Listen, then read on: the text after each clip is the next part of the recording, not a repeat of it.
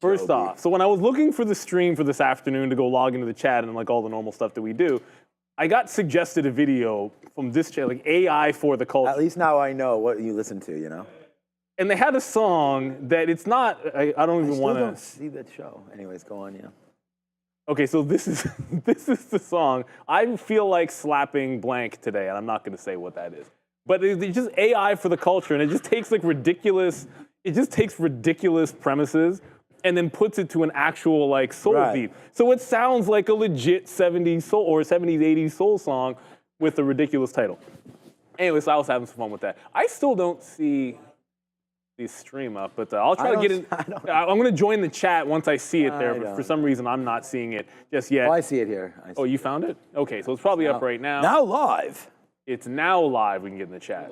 We're doing it apparently live. We're doing it live. Well, usually it's live. Is that little Matt Sundin? Yeah, I might as well. No, this is little Connor Brown, but Matt Sundin. I don't have a Matt Sundin bobblehead, to be honest with you. Oh, what is the first Jays I was one? there for his 500th goal. He had a hat trick versus the Montreal Canadiens. For right. I remember that one. That was super cool, man. Was it an overtime goal or something? I feel like it was a game winner. Yeah, it was something like that. It was definitely the game winner. It might have been overtime. And I was in our seats. That was the year, the one year that we had. There. We had 1 year that we did season tickets for the Leafs. And that was the year we made money, so. We were like, but when I say we were in the nosebleeds, like there's like an ACC, you could like touch the back wall in the Sprite zone where we were. Oh, man. It was legit. Zip it, Randy. Yeah, Randy. Randy was telling me he had some generators going this weekend over there. You know? All right. Cheers, coffee, brethren. No more winning anything, though, man, or losing. Oh, but at least you got to crave. Oh, yeah, I'm a huge fan of this. Like 2 months. There's a lot of shows you can get on there, but then after the 2 months, my wife and I are really into the Game of Thrones thing. There we go. Having some fun with that. Having some fun with that. No, it's a great. I wish there was a garbage I could. Next, we're gonna do like that White Lotus next. I think she wants to watch it too. So I'm trying to throw this into a. Yeah, but there's no garbages around. Hold on a second. Here, you want me to try to hit that? No, lower the bell. No, I got this. Yeah, put it over there in the green screen. I want to show everybody the skills over here. This is going to be an epic fail. I'm going to miss this. So Neil right now, thank you, Neil. Yeah. Is that good? Let me get out the way first, though. All right. Oh, no, I won't hit your head. Let me see if I can get this. This is, how far would you say this is about? 15 feet. 15 feet. Oh, that was close. That was a good shot. Oh my God, that was a good shot. You guys. That wasn't that much of a brick as you think, my guy. That was a nice shot. That was right on too. I thought it had a chance. No, but for anyone that doesn't know, this old ass Clementine. That's why. Our first year on the desk. I'm trying to waste food over there. There was a garbage in that corner, and it was an apple. You did an apple from there. Joe just dunked it in there. Damn, that was close. Now I had it was a Clementine from, I think it was like 3 or 4 weeks. Like it was rock hard. And it was behind on my desk there. So thanks, Randy, for all that. Okay, we're going to get ready to go. All right, just real quick, man. We flipped it up there. We went long on AMD. We just averaged back in. Look, we tweet this out. We say a big shout out to our good friend Brian Shannon because it's not rocket science the way stocks work, in my opinion, especially technical analysis. You just want to find something that works for you. And honestly, we tweeted this out more than an hour ago. What time? 1:06. Exactly an hour ago. More than. But anyways, look, off VWAP, off VWAP, off VWAP. And I just want to show you, what goes up and what continues, sometimes continues again. So there it comes. We went and got the coffee right there. You can tell I'm not here. And then all of a sudden it comes right back into VWAP and then boom, goes a dynamite right back to the upside. So could we break a little bit lower on AMD? Yes, we could. We're up We're up since the open, but still down 1.9% right there. What is Sharif trying to do? But anyways, nice downside move there off of VWAP. Naughty Sharif. Neil's just like Mutombo all the time over there as we go. But yeah, so AMD long. You're short or long? I didn't even know. The same two names. I can't see on the bottom. The same two names that were in before. Mara? Mara. Okay. But I missed an Intel, or just said Intel. I missed a Tesla dip as well, kind of getting up. And Tesla 252, I had a break, kind of scalped it, but it's now broken out for dear life. For good off of 252. It's not VWAP, it's just that prior resistance level on Tesla. So I think the next available dip, if it shows some bounce and pep in its step around that 252, you know what, Tesla's probably one of the names we're going to talk about in a second. So I should just leave it for that. But you guys can see the level here on TSLA. Let's go to Sharif and see if he is now ready. Nope. On advance money deposit. Nope. He just sprinted back and sprinted. Now Sharif doing laps. What is going on here? Oh my goodness, in the Tims. Welcome everyone. Afternoon rundown, the show where you decide what we talk about every afternoon. The big boys locked and loaded, ready to look at the tickers as decided by you. But join us during the How to Trade show during the midday and get into the chat and vote for your favorite tickers every day. But you got to be a subscriber in order to engage with us and vote for your favorite tickers. So make sure you're liking, subscribing, and sharing. Here's a look at the triple Qs. Certainly off the lows. We're almost at the day's highs right now. Good recovery here for the NQ. Still down 0.92%, but a decent recovery. We were looking in much more red territory. We're about to lose 19,000, guys, by the way, on the NQ June contract. The ES is down 0.2 as well. Likewise with the Russell down 0.87. The only one of the four major averages that's actually green on the day is the Dow up 0.4, likely supported by Apple, which is having a good day. Here's the first ticker as said by you guys. Google still negative on the day, but well off the lows, still down 1/3%. Wells Fargo chiming in today with an equal weight rating on Alphabet, but lowering the price target, guys, from 184 to 167. So it would be interesting if this wasn't the, if this was the tariff bottom. It'll be a little disappointing because I think like a lot of people, including myself, thought you had at least a little bit more to go and that we'd get some really great opportunities. And Alphabet was one of those stocks. Like the August low, 147, felt like it would be a bit of an opportunity today. But what you have, I know it's red on the session, but it's been higher lows all the way through. What's crazy about this is the prior close is a brick wall for Google. So if we break out the high, it's going to show you the NASDAQ. NASDAQ breaking the high, Alphabet off of the high.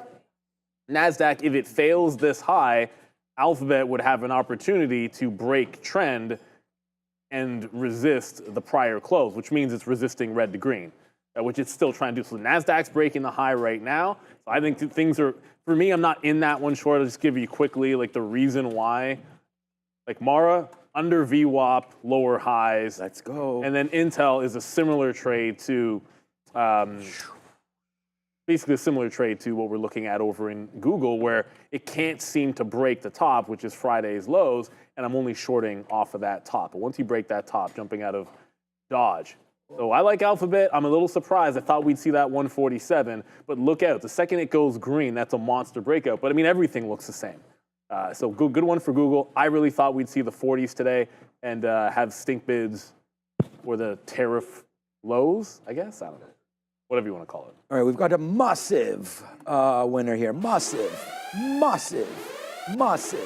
it's not that massive. But right there, we got a nice little win here on AMD. I mean, I don't know. I'm pretty... When you look at it, when you zoom in, you can really see there's the VWAP and there's the banger right there to the upside. We still got more than half.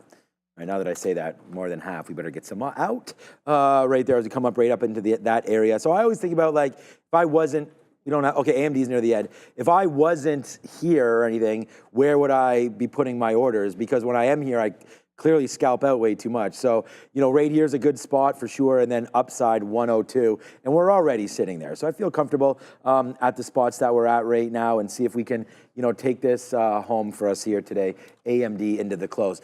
Okay, look, so Google, I mean, Neil just mentioned, all the worries and all the concerns that many traders had. Have you missed the bottom? Where is the bottom? And I mean, for Google, this is actually the one name where I would slow all that down a little bit because who cares where the bottom is? It's gotten killed so much that honestly, like I even think even if it's up tomorrow 3 or 4%, you still have got a great price. Like it's just I don't know unless you're absolutely looking for the I'm going to say the absolute again, but if you're looking for the absolute bottom, that's hard to find. You're going to be very hard pressed to find that.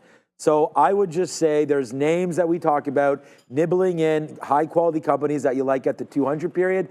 So if you like it at the 200 period, then will this work? Is that the right thing? Did I just use the right thing there? Yeah. So if you like it at the 200 period, then you like it 7% lower than that.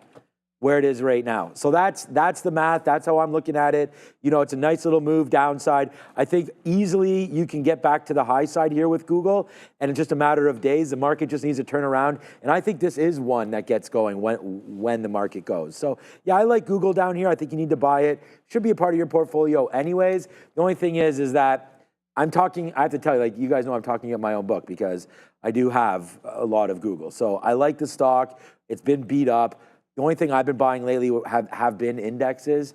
So, you know, Google's a big part of that. I think it was 5% of the NASDAQ 100 if you take both of them in consideration, the Goog and the Google. Adair has been doing the infographics on that. So we talked about that the other day. It's a huge component. And yeah, what goes up must come down, and it's been going down. So the next stage is up. Do you believe that? Or I don't know. I can't really convince myself. But at the end of the day, we like the stock. But you know what stock I really like? This is now a $1 winner for AMD, and we just put it on. So yeah, man. I mean, there it goes to the upside. See, this is what I mean by waiting. Like, I'm waiting at 95. It's okay. We'll take an 88. There it is. We'll take an 88, and we'll wait for a 95. I was saying this about it before. If you like the stock, and this is why I was saying before, like, if I'm not going to do it, then Neil's going to do his own trades. You have to make your own decisions, make your own trades. So when they come into VWAP and I like to buy the stock, you just have to buy it. And I think that that's the one thing that's changed for me, is trying to analyze the trends a little bit better, and then just find the stocks you like, find the setups, and just go. You know, and that's really working here for me today with AMD. And it's now like I'm up 4x on AMD than my next best stock, which is CrowdStrike. CrowdStrike. CRWV. That's probably having a bad day. You know, CrowdStrike's brother here, CoreWeave. But anyways, we'll talk about that. Look, there's my stop at. I actually think it's a horrible name for the company, only because everybody I know keeps bungling it. Like, at IPO, it was a big anticipated IPO, and we keep bungling the name up, despite the fact that we're looking at it all day and staring at the stock on Friday. I think I called it something different. You could call it CrowdStrike. I said something else this morning. You called it like cornrows or something this morning. I don't know. I definitely called it something that wasn't CrowdStrike. It was definitely wasn't CoreWeave, but it doesn't. Yeah, it was something else. Anyways, let's go. Let's go talk about Amazon, a company I've never heard of. So. Right. It's well off the lows as well. You kind of feel that this is a running theme here with some of these Mag 7 names all well off the lows. Today, Jefferies cut the price target on Amazon from 275 down to 250, but maintained its buy rating, guys. Didn't have an opportunity to see why, but you're liking to see that it's well off the lows, trying to get it back above 190. And the 190 is that key level. So I shorted VWAP a couple times on this, 3 times. Went 1 for 3 on Amazon, so I'm down on it. What's crazy about it was the short that I liked the best, at least off the open setup, and then it just, it did that let's fall apart on the first candle, and then give you one shot that was any good at VWAP on the way. And then it actually gave you a second play into the low, but that's the one that I missed. And so if there's anything to be gleaned, it's that if you like the short, it's okay to be out here, which is fine. Like, it broke VWAP, it could have gone at that point, but should have been back into it when it lost VWAP and gave you the push back into the low of the day. At this point, it's pretty much at that 190. Why 190? This has been the area of support, like 90 to 90, call it like 92-ish, has been that spot on Amazon. So it hasn't even broken back above prior support. That's why I'm a little bit, on this name, I'd be a little bit more cautious, because up here I'm thinking reversion off the 190 like I was this morning. Like, it's very different, or Tesla's next. But I mean, it's very different where Tesla is relative to its resistance and where Amazon is right now. And just one more for you, because we've been talking about VWAP, and I see mRNA there, but not Mara or Bitcoin.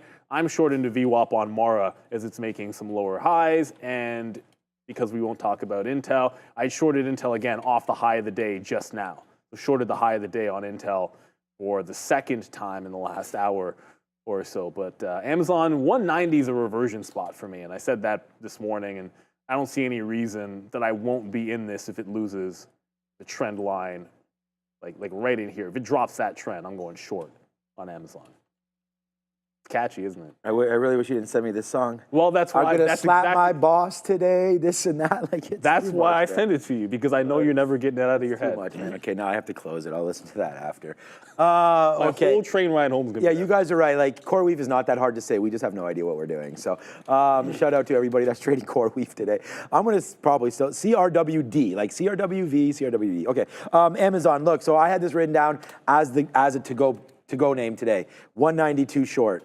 So if we get there, we're going. But unfortunately, the short got going real early on that name, and it was just missed. You know, it's actually a pretty good feeling when you get the name right. It's not the greatest feeling when you miss it, but at the end of the day, at least we were sort of on that short. It did give you reasons, you know, to short it early. We talked about some of the fear that's out there as far as, I mean, Neil just covered a lot of stuff there. We did get the great bump at 10 o'clock with the sentiment number there and the PMI. So that was a good read. And I don't know, again, I know it's Chicago purchasing managers, but at the end of the day, Amazon's battling back just like the rest of the market. So, you know, you're not going to keep these good stocks down for long, I feel like, and Amazon just fits that bill. So I like the stock. And we talked about Google being underneath the 200 period. Amazon's either at it or, okay, yeah, so just, yeah, it slipped under it Friday. But at the end of the day, like that's, come on. If you like the stock, you know, we can't, this is the thing. We had Michael Noss on before, and okay, come on, AM, damn D. Anyways, at the end of the day, all you could do is look at charts and try to make the best judgment that you have, and then have stop orders. And there's going to be a lot of people here that say, you know, Amazon's, because we were looking at game footage yesterday with one of the coaches, and it's true because, you know, when you look at it from your team's perspective, it's completely different than looking at it from another team. Like what you did well as a team for hockey or any sport, probably the other team broke down somewhere. So, you know, it's like for just as good as those Yankees are hitting the ball out of the park, the pitchers are probably giving some, you know, meatballs right down the middle. That was very true. And they don't know what to do with Aaron Judge. So anyways, at the end of the day, I was just going to say, you know, one person's gem of a trade. Also, it's broken down. It's now underneath the 200. It's a flat bottom break lower. So yeah, I could sort of get behind both of these plays right now, which is why I'm not doing anything. I'm going to sit on my hands with Amazon. I'd much rather buy it above this 200. I know that sounds crazy, but I'd rather give it $10 to work, go in our favor, and then take the long off of 200. Because right now, as my good friend Brian Shannon says, most of these stocks are still in the penalty box. Let's get them out of there. And when they are, then we'll go. All right, guys, Tesla's next. Again, another one well off the lows. Good look here for Tesla. Still down 2 1/3, but don't forget, this one was down almost 7% in the pre-market, so a pretty aggressive recovery. Doesn't matter, though. Stifel still cut the price target on Tesla today. Kind of a running theme here with some of these Mag 7 names from 474 down to 455. Separately, there, Elon Musk was at a Wisconsin rally yesterday, Sean. I don't know if you had a chance to see this, but he was wearing a cheese head. What? Yes, I'm going to put it. All right. Hello, Tesla. I'll take 5 Model Ys. No, I mean, look, that's fantastic. You know, cheesehead's supposed to be for the working man. So I don't know if Tesla, what exactly he's talking about here with the Department of Government Efficiencies and all of that. But everyone will be wearing a cheesehead very, very soon, especially people that attend Super Bowl, whatever the next one is. I don't know. We probably won't get there, but we'll see. Okay, so what stock are we doing? Tesla. Yeah. It's okay. It's all good there. Oh, look, we know Detroit, Minnesota, Chicago. Actually, pretty strong division. One of your receivers is from Michigan State, so I'm happy with that. Yeah, exactly, Jaden Reed. And then with the draft coming up on the 24th. Ooh la la. Pandering. All right, Like I'm wearing mine tomorrow. I'm telling Marissa. Not even remotely. Please remind me fan, to bring in my Come on, cheese man. head. You're not a All right. Green Bay fan. And he's doing his thing. I don't know if that's good or bad. I don't know. I mean, there's a lot of hate for the guy lately, but yeah, when in Rome. Exactly, Joe, when in Rome. So, all right, yeah, look, Tesla, when in Rome, trade Tesla. Yes, when I was in Rome, I didn't see any Teslas. I mean, I don't think you did either. They're very, yeah, no, they're not small enough. We saw 5 in Paris. I think I saw one, at least was one. I think we saw one. In Rome. In Rome. Okay. But in Paris, we saw 5. Paris, I think there's more electric stations in Paris. It was what I noticed when we were there. But yeah, in Rome, you just, look, man, everyone talks about, their sales aren't good in Europe. Man, their sales ain't never been good in Europe. nobody's trying to drive big vehicles in Europe anyway. So it doesn't even make a difference until they get a smaller vehicle. They're not going to sell jack in Europe, and everybody knows it. So, and I think that's going to be big for them when they sell a smaller vehicle because. Yeah. In the back of my mind, I don't wonder if that's what I wouldn't purchase. Anyways, Tesla's breaking out, so yeah. I think we can forget about that 252 dip of prior resistance because you are now breaking out heavily on Tesla. Still 2% to go green.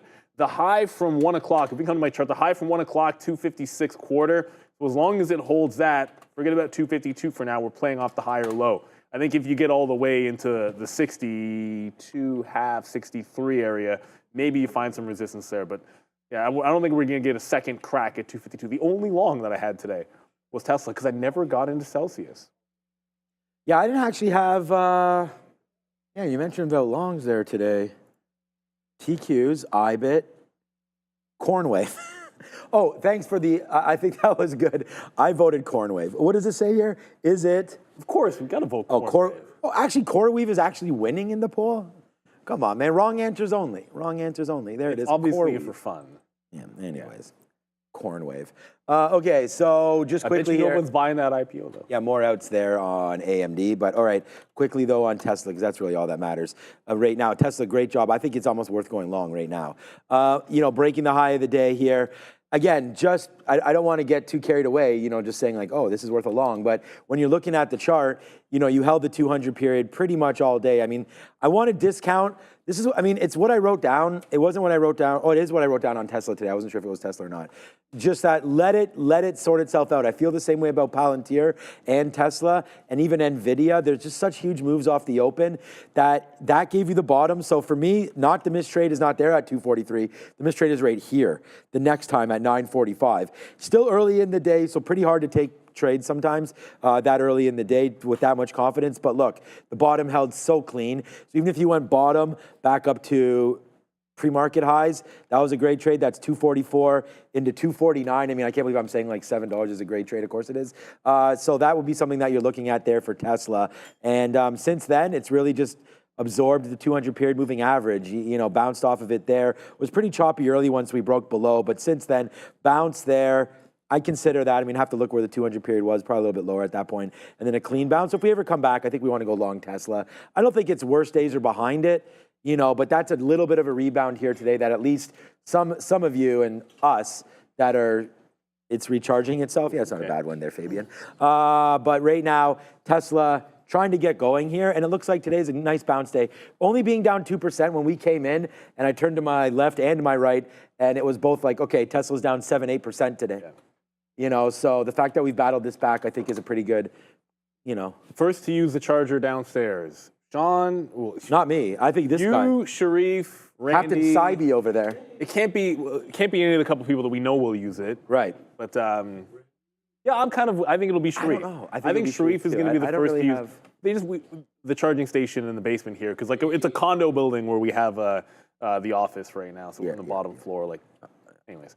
I do think that smaller vehicle is going to be a big deal for them. Yeah. And I promise you this, I don't think they're out of the penalty box yet, but at least they're not Moderna. Who is that next? All right. Moderna is a problem. Let's do this. Problem. There was a lot of these biotech stocks selling off aggressively on the resignation of Peter Marks from his role at the FDA Center for Biologics Evaluation and Research. He was a top regulator at the FDA, and we saw last week the Department of Human and Health Services, led by RFK, looking at laying off over 10,000 people from the department there. So this one as well, guys, well off the lows. It was over 10% in the negative in the pre-market, now a little bit below 8. So I don't want to jinx it, but if it closes right now, then you have a bottoming tail candle at the 52-week low. The other thing you've got going on, and I had to pull up like a weekly chart in here. Oh my goodness, you still don't even see oh, that's right. Go further back. There you go. So, I don't know if anyone that remembers 2020, these guys were a thing. After that, for COVID, for obvious reasons, well, you kind of are pulling back into some of those levels. Like you're going back to March of 2020, which is when things really started kicking off. for them. So you'd think if you're going to catch a bottom, there's probably a trade on Moderna coming up. And step one, break a low and then hold it, right? Like that's the first thing you want to do. Like have it either straight up hold the bottom or do a reversal candle potentially like this one. It's actually kind of bullish today. Like I don't wonder if you don't look at a breakout at 29. This is still a highly shorted name, 14% short flow. And this is nothing to, I'm not saying that these guys are turning it around fiscally or anything like that. It's just more along the lines of, hey, bottoming tail candle. Sometimes you get another piece of bad news, and that reacts somewhat positively to that, and then you get a little bit of a turn in the stock. So higher lows into today, into that 29 break. Volume is really tapering off, so I think it's maybe a tomorrow or swing kind of play. Can't really look for a breakout when it's doing this. And just one note, Intel came 1 cent away from breaking. I don't like even dollar stops, but it's essentially like a few pennies above the 50. You can probably guess where it is. Came 1 cent away from breaking that high. Did not reload it. If it breaks the top, I'm just out. It's just a scalp trade off the high. And if it breaks the top, I think you got to let it fly. Tesla, I'd rather be long, though, than reversing in Intel.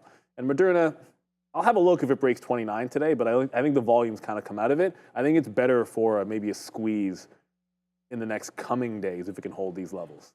So held the low. Good for them. Yeah. A quick guess. What do you think the yield for Pfizer is right now, dividend?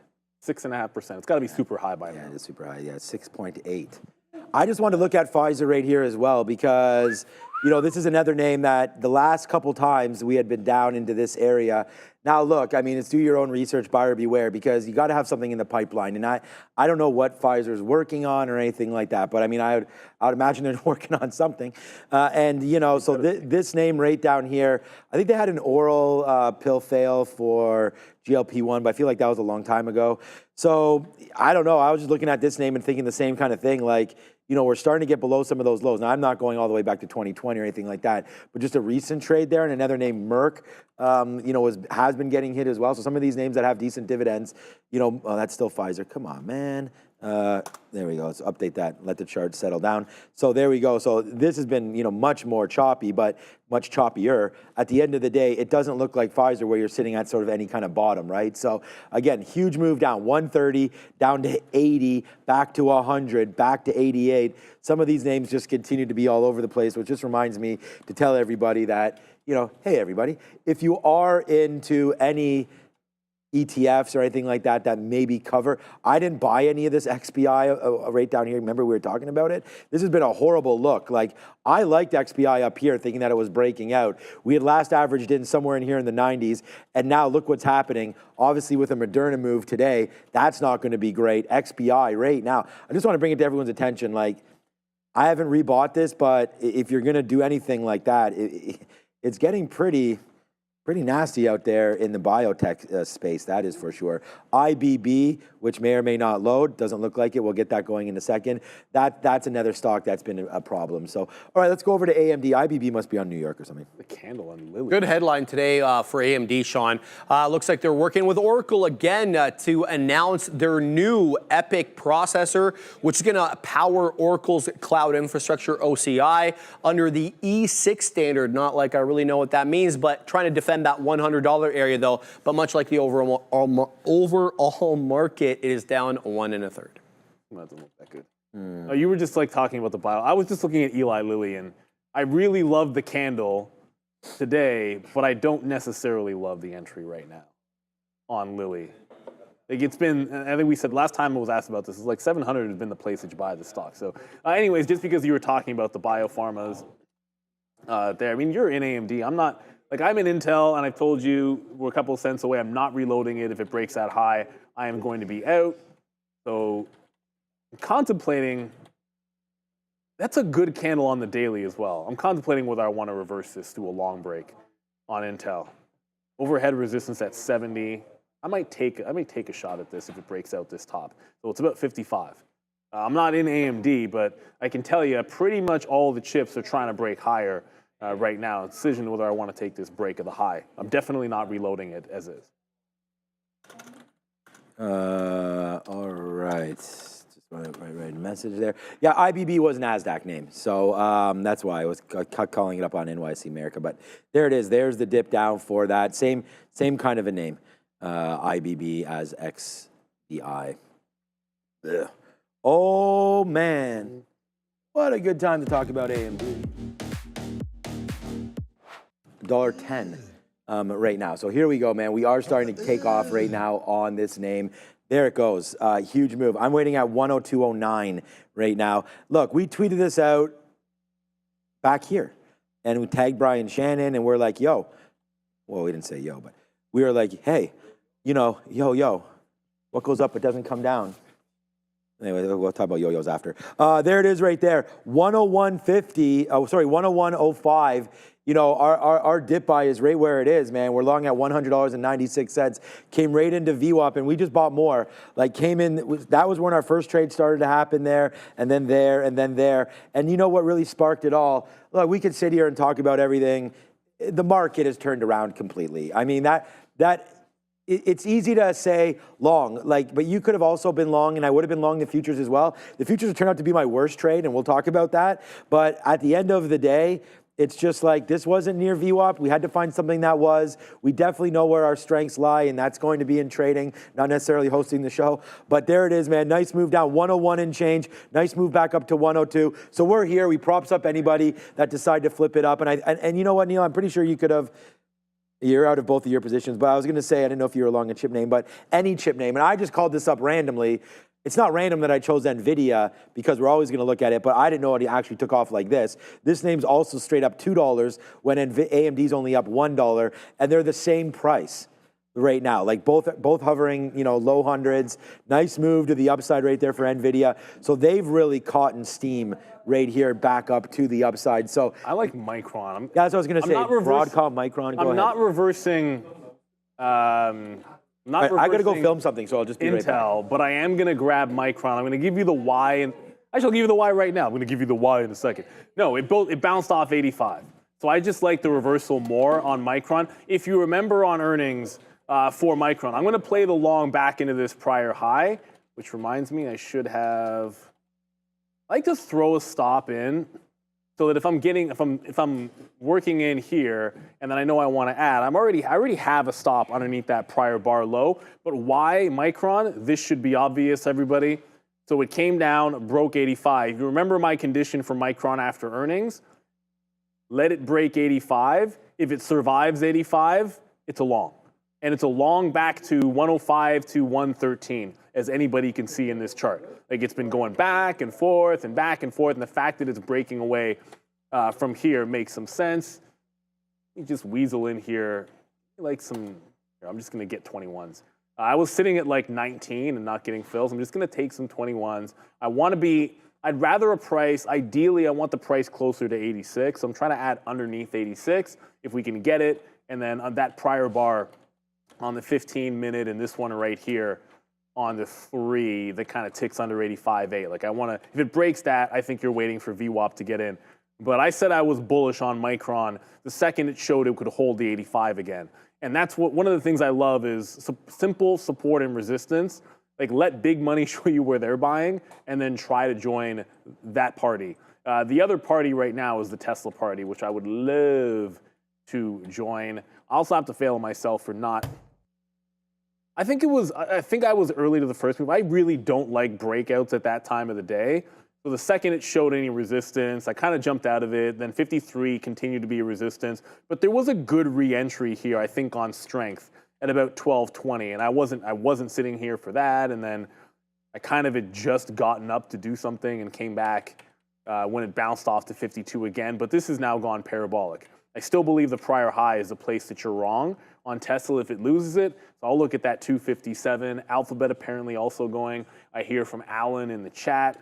What is Google doing? So I'm just in Micron. I give the reasons why. Like, if I'm picking between longs, I like the one that gets supported by something on a higher time frame. So that's the reason why I jumped over to Micron. But Google just went green on the day. Ooh, yeah, this looks pretty spicy as well. It's just Tesla's so strong. When you're picking and choosing, like, Tesla looks like the strongest one to me. I did like the over-under at 52, so it was already in the plan to be long this name. I would much prefer to jump into that. And Mean Gene 1980. Okay, first of all, Mean Gene, you win. I'm powering up that one. You got the name of the day if you're gonna drop Mean Gene and throw in the 80s in there. MSTR is green today. Well, I'll give it to you. Almost everything wants to be green today. And as far as Mr. Sailor goes, you know, he can do his thing with, I keep saying MicroStrategy with strategy, but VWAP hold, Bitcoin bouncing, and let me zoom it in. MSTR seems like it's on the warpath right now for the 50 period. And what I like about this, you had that double bottom. A little bit, this is gonna mess it up if I go too far back. Okay, so you had that double bottom, but if you look at this, it's essentially just reforming a wedge here on MSTR. So this higher low, when everything else was revisiting the absolute low, you're bouncing higher lows here on MSTR, which I do like. So good look there. Micron starting to head. I'm just gonna zoom it out. I don't know what's up with this wick on Micron up to 106. I'll get rid of it. Prior close on Micron was 88. Prior low, so Friday's low, 87.5. So I'm looking 87.5 target on Micron because that's the previous day's low. It'd be nice if this was a real wick and you could say, hey, resistance at 106 on Micron, but I feel like that's just some kind of dark pool wick from weeks ago. Right, so Micron headed to 87. Like to see it get to 87.5. Gonna throw an order up there. I'll get rid of this wick eventually. But I wanted to make sure you guys could see, like the target, I want to get to that prior day low. All right, I just want to show you guys here. So we actually tweeted this out if you follow us on our socials right there. I even put a level 2 right here with AMD, and it was only at 101.50 when we started this. Trading AMD off VWAP here. Not bad, eh, Brian Shannon? And then a couple handshakes right there as we continue to go. And then I was just looking at it like, this is what it's doing right now. We just got out at 102.30 right there. So a nice little take from 101, you know, now $1.30. Let's see if we can try to hold this. We're out of, unfortunately, we only have about 20% left, maybe a little bit higher than that. So far, so good on that play. And yeah, I like the fact that we're both sort of looking here at some of these chip names. Tesla's a beast. Yeah, Tesla's a monster. NVIDIA's that monster again. And I just think it's, you know, like we had Raider Trader on. We have. I mean, look, our opinions are very similar, all of us. But it's the weaker names, you know, that can battle back a lot. I'm going to look at Reddit now. I have no idea. But, you know, some of these names that have been have been hit real hard, are the ones that are going to come back, you know, the fastest. And it's just about finding high quality names. I think in this environment, you like to find like a decent balance sheet, preferably a company that has lots of cash on hand so that they don't do an offering. We have numerous examples of Neo, Hood, GameStop. You just mentioned Hood. Hood I meant for stocks battling back. Oh, Hood buying back. No, but I think Hood actually did have an offering too, actually, not too long ago. But at the end of the day, maybe not. But at the end of the day, it's Reddit. They had a huge move down. And I just wanted to say, there was someone in the chat that asked about Reddit. Like, that's 98 to 106. Like, you know, you've gained now 98, 106, so you've gained $8 on 98. That's straight up 7%. It's not straight up, but you know, it's a nice move to get all the way back there for Reddit. So up 7% from its day's low right now and really trying to battle back, right? Another name there that we identified a little earlier on in the show was Meta. And I mean, that move all the way back in, like, you know, that touched 550. Like, it's at 575 right now. So, like, what a huge move down. And I know it's a $500 name, which does even a trader like me or whatever. And I was talking about the spread and just how violent it is. For me, I would have a problem trying to figure out how many shares to use right here, because when the moves happen, man, they can really get going and they could be quite violent. So we'll say big shout out to anybody trading Meta today, and a big congratulations, because if you had that long, that's also working. That's about to go green. And then Neil and I both, and I don't think either one of us, I'll speak for myself because I'm not sure if you're in it, but Apple, another name, yeah, Palantir would be another great one. Neil will probably look at that in a minute. But Apple never really was in trouble all day. I mean, it didn't even, like, it went down early as they all did, but we never broke pre-market lows. It didn't even really move. And then it just kind of just stair-stepped. Like, if there's anything that's ever going to look like stairs, I mean, right here, sure, you get a little bit of a slip up there. Still don't even get to VWAP, not even close to VWAP, really. And then straight up now, back up to the high of the day. So there are little pockets of strength, you know, here in the market as we do await, unfortunately, the day that, you know, nobody wants to see happen. But I mean, well, Tariff day. Yeah, I don't know, maybe Maybe it's fine. Usually, sometimes I'll guess the stock you're going to go to next, but I was like 0 for 2 there. No, I thought maybe you were going to mention Palantir, but similar name. There's a thought that I had with regards to Palantir, and it's true of Amazon, it's true of Palantir, it's true of a lot of stocks today, but it's true of Mara for me, for sure. Oftentimes, like, you have an idea for the open, and if you don't get that open move, like if it works at the open, sometimes that's the trade, and if you don't have it, you can maybe back off of it. Like, it comes down to like how many times I want to take the secondary or tertiary trade. And I think Palantir was an example of that for me because I tried it twice on PLTR, one underneath VWAP, one at VWAP. And then when it turned, opening range top, breaks out, support at the opening range. And it's very linear and steady since then. Like, this is a very like linear move, like nothing parabolic about it, very controlled most of the time, like stair-stepping it up, as Sean mentioned. Yet it's not even green yet, which is wild. $1 away from being green, so it's got room to go. Now, obviously, Tesla, look, this kind of a move in Tesla since it broke the high, I feel like this is just begging to do a pullback to wait for the dip. You know, like I just think Tesla's going to do some kind of a dip to be able to get into it. I don't want to chase it. You're now $7 away from that 52 level for sure. So let's be a little bit patient with Tesla. Certainly one of the stronger ones. It's still down 1.5%, but we're down so much this morning. It's just pure relief rally time. There is this Brenworks. I see it too. I'll give you the goods.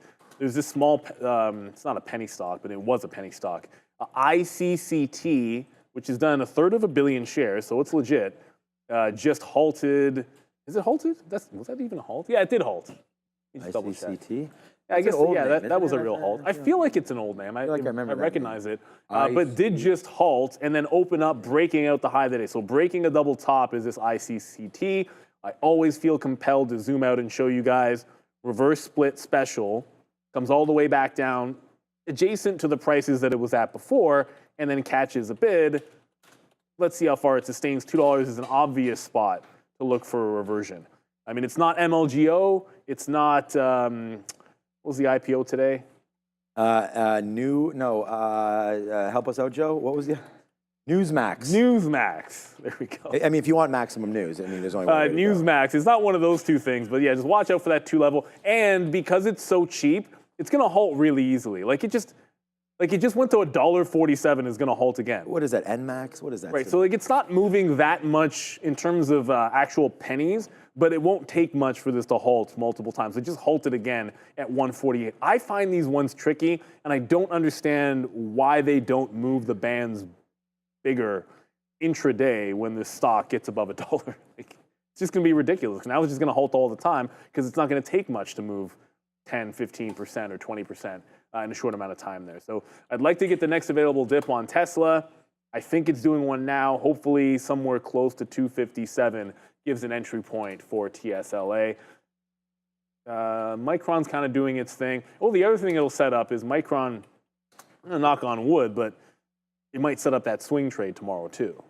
It actually has to close here and then hold tomorrow at 85, and then I think it's a swing trade. Yeah, we got out of some more rate here on AMD. Just seems to be slowing down just a bit. I mean, again, we have this top here at 102 and change, so we'll definitely have a look over there. Yeah, it's NMAX. So this is the one that, you know, I thought we had done pretty good on Cornweave there, but at the end of the day, this name was so much better. I mean, I just went long on the IPO price of CoreWeave, and yeah, that didn't do too much. And this one just absolutely shot off like hot fire there. And I guess the reason is amount of shares listed. But I'm gonna have to find out more details about this one because it just like it opened even $14. Like 14 to 75. Like if the SEC doesn't, like honestly, it's fine. And I'm not, like look, if I was in this, I'd be calling this the greatest stock of all time. And there was, I don't know, man, I don't even know what this is. But, you know, Fabian just asking, do they even have a website, these guys? I assume they do. Oh, of course. I mean, you can't just, if they don't, then I'm going to IPO something tomorrow and get ready for that. But no, I mean, look, you got to go through a process to get IPO'd. It's not, you know, there's a huge filing process and, you know, you have to be there's someone's underwriting this. You have to be underwritten. There's got to be shares held back, and there's risk. There's risk for the company and for the underwriter on both sides. So there has to be some kind of due diligence that's involved in here. You'd think so. Yeah, but at the end of the day, it just looks like it was a share flow problem. We should find out how many shares were released. It definitely wasn't enough.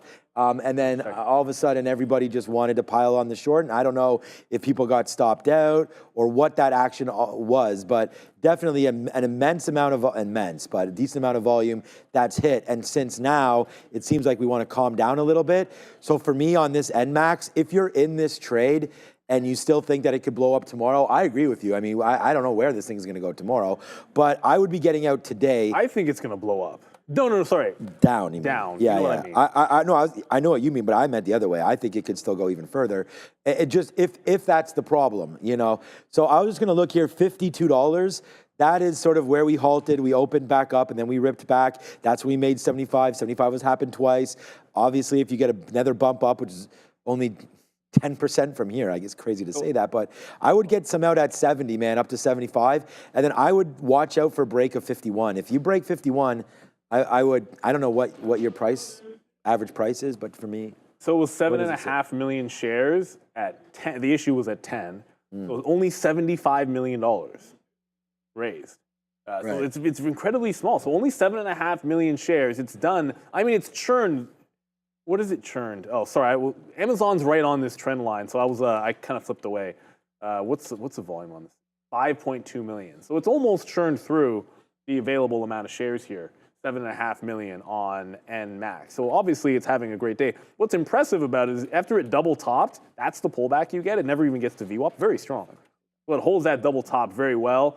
As I said for Amazon, it's right on this trend that it's been holding since the low. So I'm looking for a trend breakdown because it went to 190. That's that level on the daily. So the level on the daily is 190. It just retested the trend. If it breaks underneath that trend, I'm looking short to VWAP.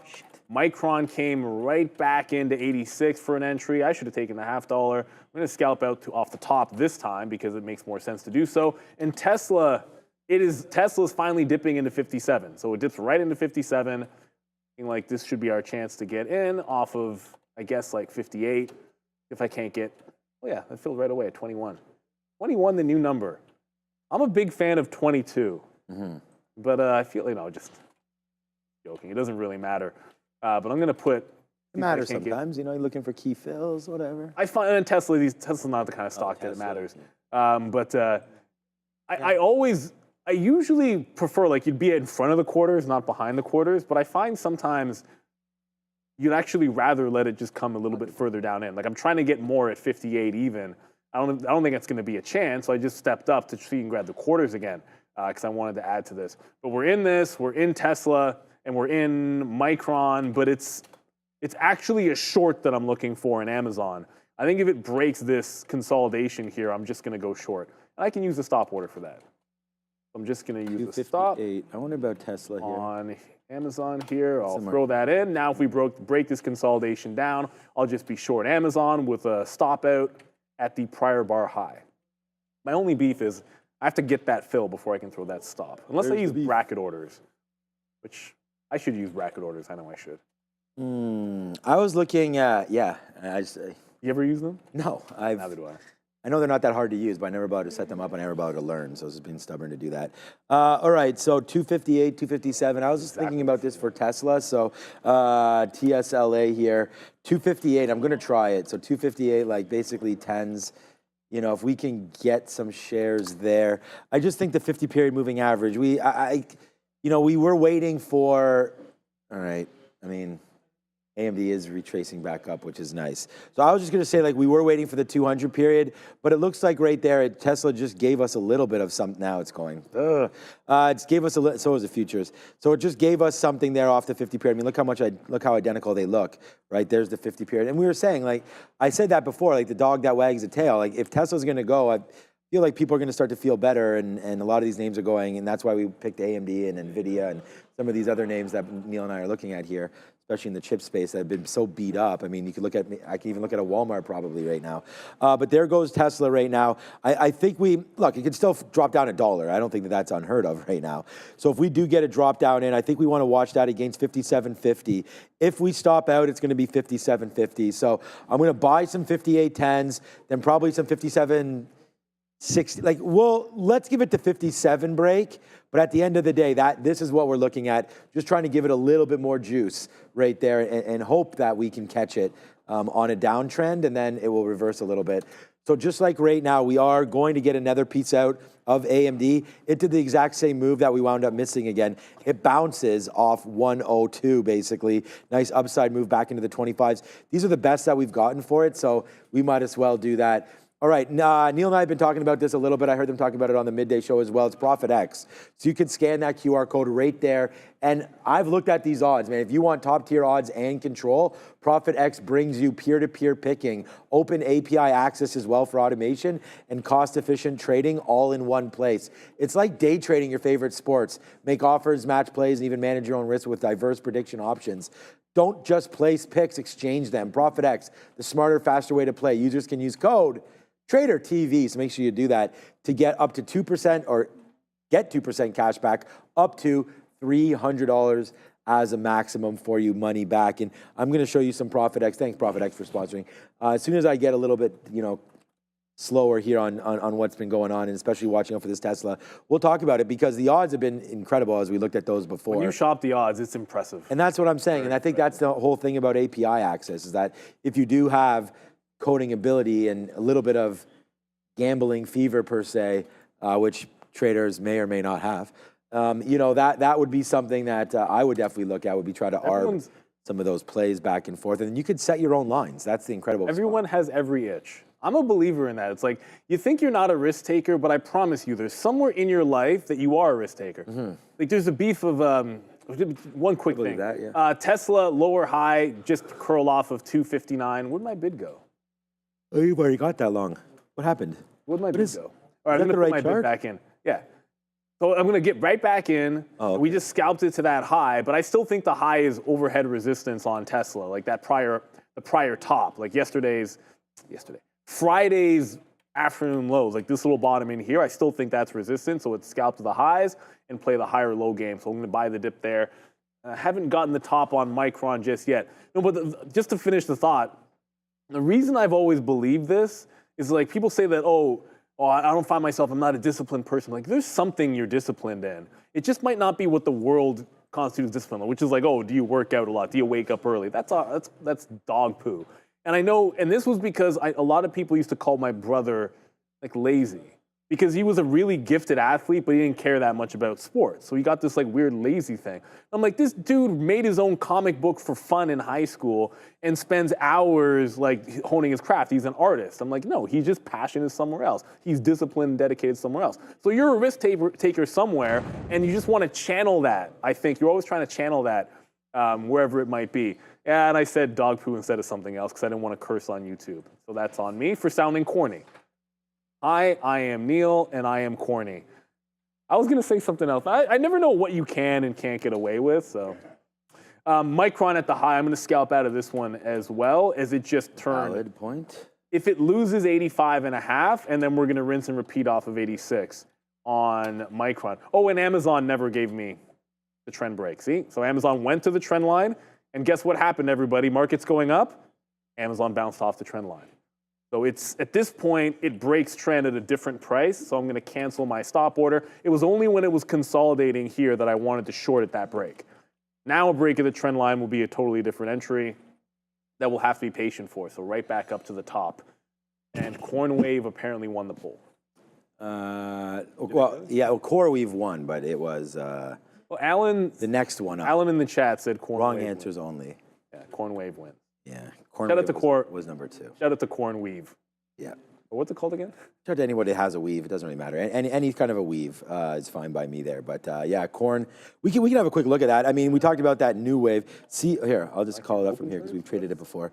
All right, get away. All right, man. I mean, wow, nice move back up to the upside. Where'd this thing come?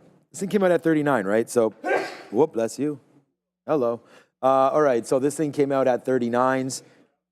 Oh, gosh. Hold on a second here to make sure that because AMD is trying to dance around its levels again here. All right, so we shorted that low, which maybe we can look at it from here. So this is what we shorted right there once we broke 37.50. That was the low from whatever day it was, Friday. And yeah, so far there today, it comes right back up. This could be another shorting area for CoreWeave back down to the downside right now for sure, I would think anyways, because you're at that level again. We just topped out at 38. Let's see if we can get back to 38 there. You know, the only problem here is that these chip names are rallying. So, you know, everyone was excited for CoreWeave because of what we thought it meant for, you know, NVIDIAs and all that of the world. They had a bad day on Friday and another bad day this morning. So that helped us create to the downside. But you could see volume starting to come into this name. It does look a little bit, I'm going to say normal again in light of whatever normal looks like these days. But that's something now where there's enough liquidity here where I think you can start to trade this thing a little bit more. You know, these gaps, it hasn't halted. It didn't even halt on day one, which is nice. So, yeah, I feel a little bit better about trading this with bigger shares than I would on that next wave for sure, or next news or whatever that was. Newsmax, that's what it was.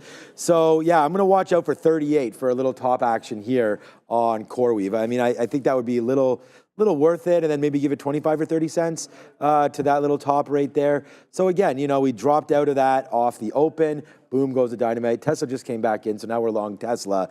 So let's give this one a little bit of room here to see what's working. We did talk about it, trying to get it at the 50-period moving average. I think now we're pretty confident somewhere around here, 257. If we lose that, then we're gone. Okay, there it is, Neil. Good long there. We'll take some out. I didn't get filled. There it goes, man. 70-cent winner right there. Slap it up for a nice little win for us there on Tesla. Let's see if we can get a dollar quick time on this one.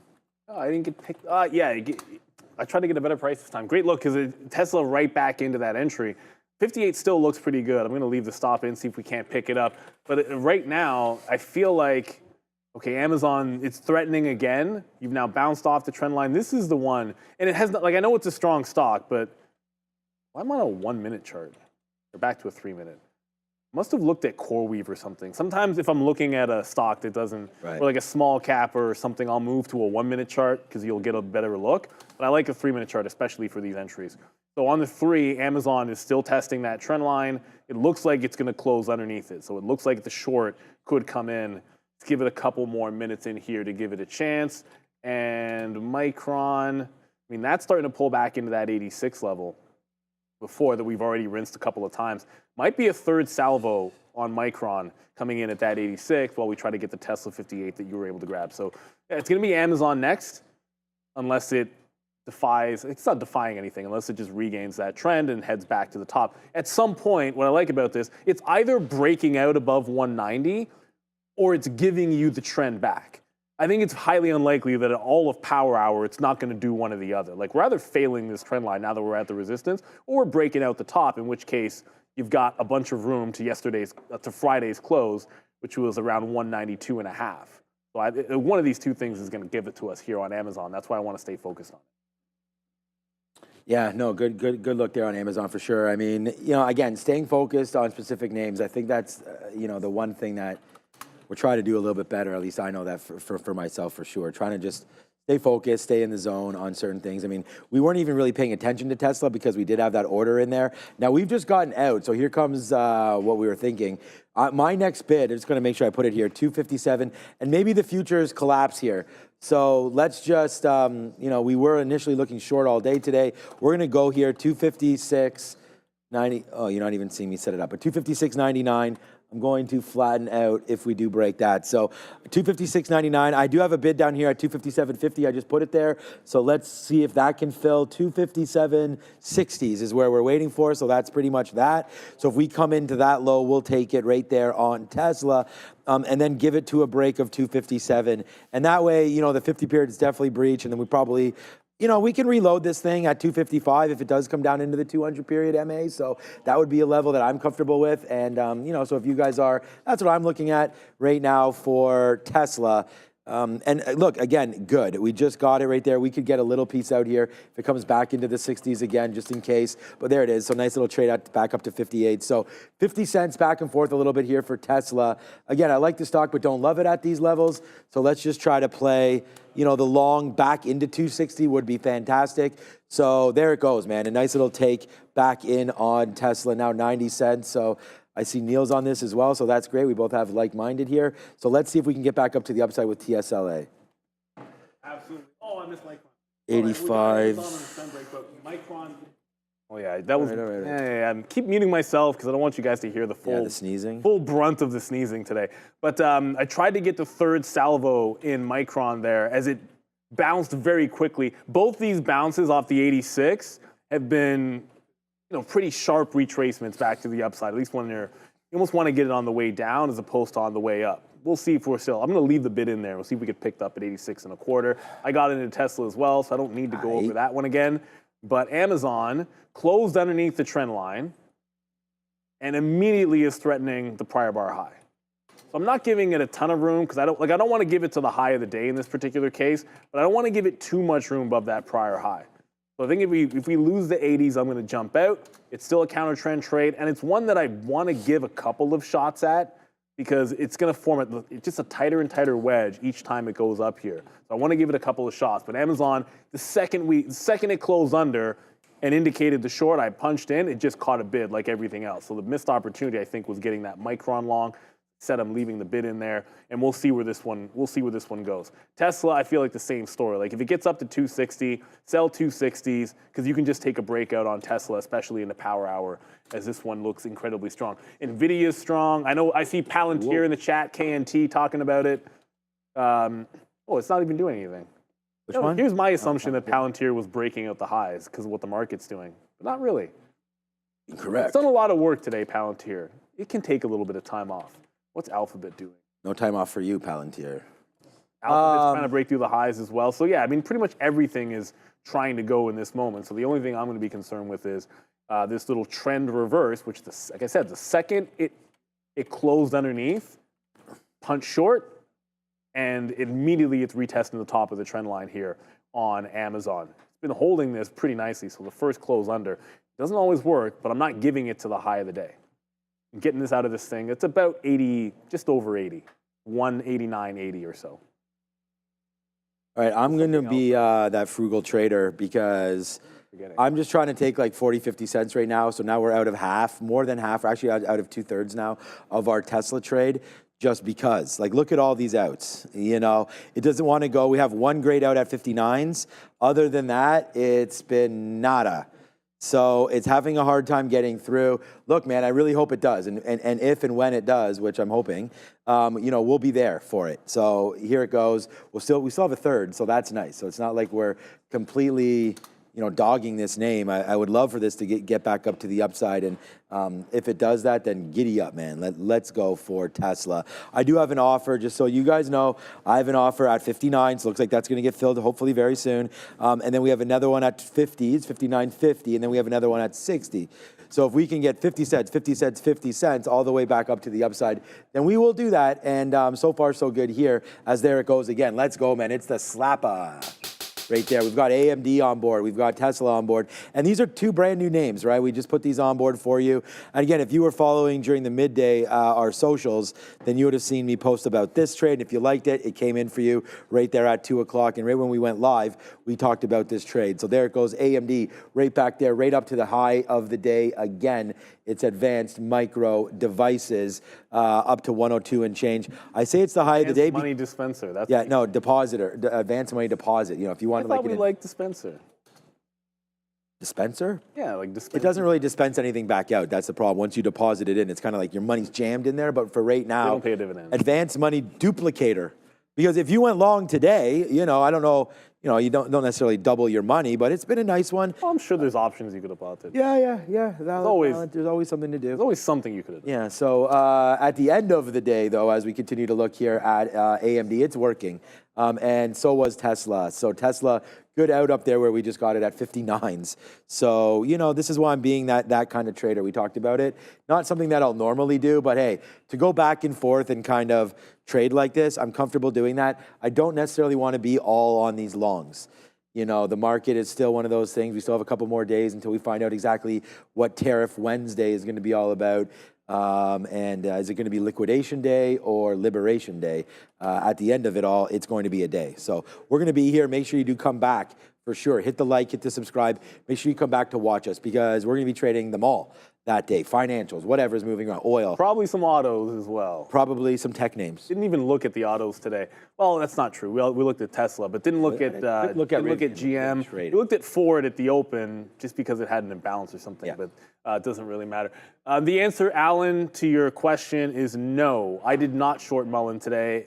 I paid for the locates. I had the intention of shorting Mullen today, and you know, I can slap the fail on myself. By the way, if we lose this high again, oh, you're running out of steam. Market's at the highs. You're curling. Gimme. Diamondizer. I'm just going to punch out because I think we're going to retest that low here on Micron. It's been going sideways, like back and forth, 86, 86 half, 86, 86 half. No, but I did not short Mullen today. I paid the locates. I saw it going in the pre-market. I'm like, you know what this stock does. It reverses and just gives you the short. This is what it does. It goes into resistance. Once it fails a high, play the lower high and take your shot at it. Look at the last few days on Mullen. Like, what would you do if this thing starts breaking out? Breakout, fail, take the lower highs. Breakout, fail, take the lower highs.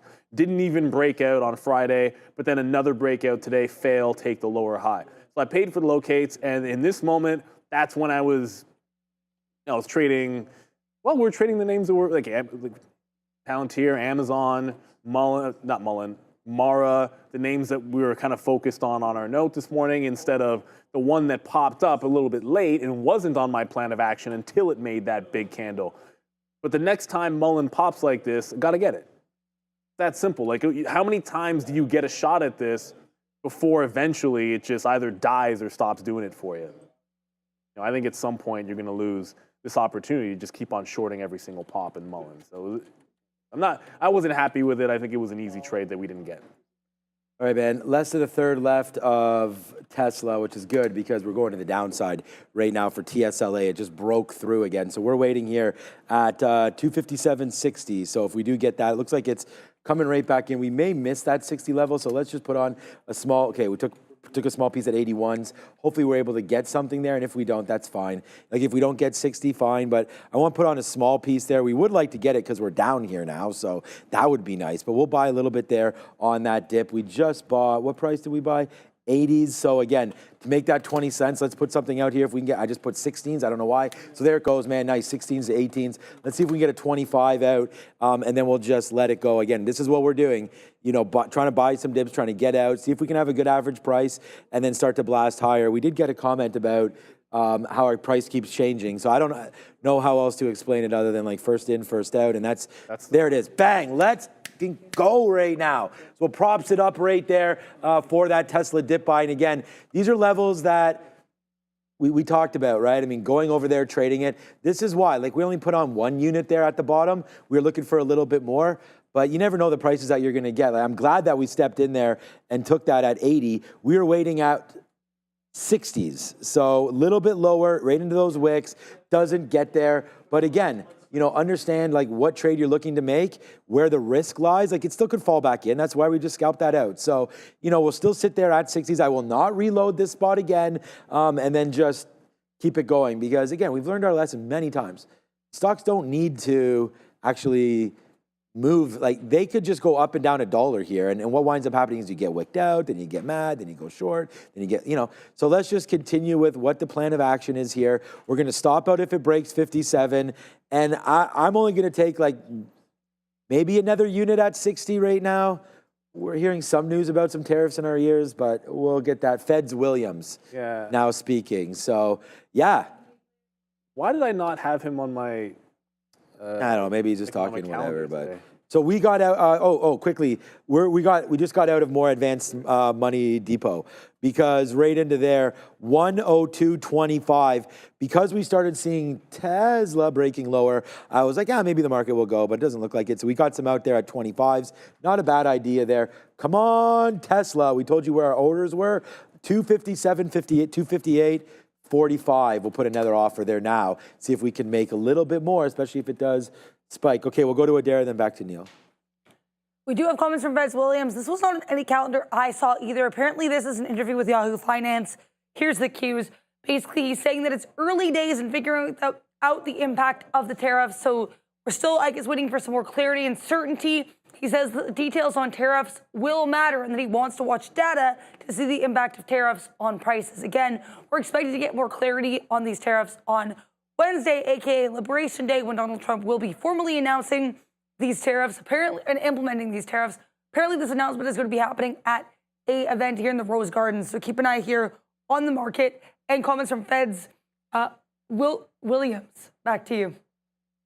Yeah, Barkin's also speaking right now live on another program. So we get a little bit of Fed speak. That's going to spike it higher. I mean, you guys can already see, like, Tesla's doing the same thing. But Amazon got one in for the trend break. It then broke out that prior bar high. So we took our shot at the reversion. It never even broke down. So, like, there was no place to take profit on it. Like, I'm not scalping out of that. It never really went anywhere. But I'm also not holding it into the high of the day. So we'll have to fail on Amazon. That's a level this morning. The 190 was my level, so a reversion off that we're going to take 10 times out of 10. What I can't get, however, is the reload into Micron. There you go. Like Micron pull off the high, so a little bit of a lower high, but it's going right back to the top. It's not giving us a refill off that 86 level on Micron yet, but I still like this breakout. This is on a great level on the daily chart, so I think I want to play that long one more time. So we were able to get Tesla the third time here, but we haven't got that third salvo in Micron just yet. I want to give it more of a chance. Those are two names I'm focused on. The NASDAQ is 0.25% from going green today. Instead of that CoreWeave poll, we should have had like a NASDAQ green poll like we used to do. Although I feel like a lot of people would have just bet the yes for the NASDAQ. Because the ES is already almost 0.5% to the upside right now. Wow. All right, so I'm taking this out in front of 260 like last time. So third time is definitely a charm here on TSLA. Yeah, man, good trade there. So, you know, I have a couple more bullets to fire off there. So we just got another out. We told you about every 50 cents. So I got some out at 50s there. Then we got some more out there at 259s. So wow, as we go, like that was actually, we just got a great fill there. We got 259.20s on that move higher there. So yeah, 259.19s. Sorry. Oh, that was our order at the 25, the quarter mark. So you see right into there. So all right, let's just keep on going, man. That was a great one there for Tesla.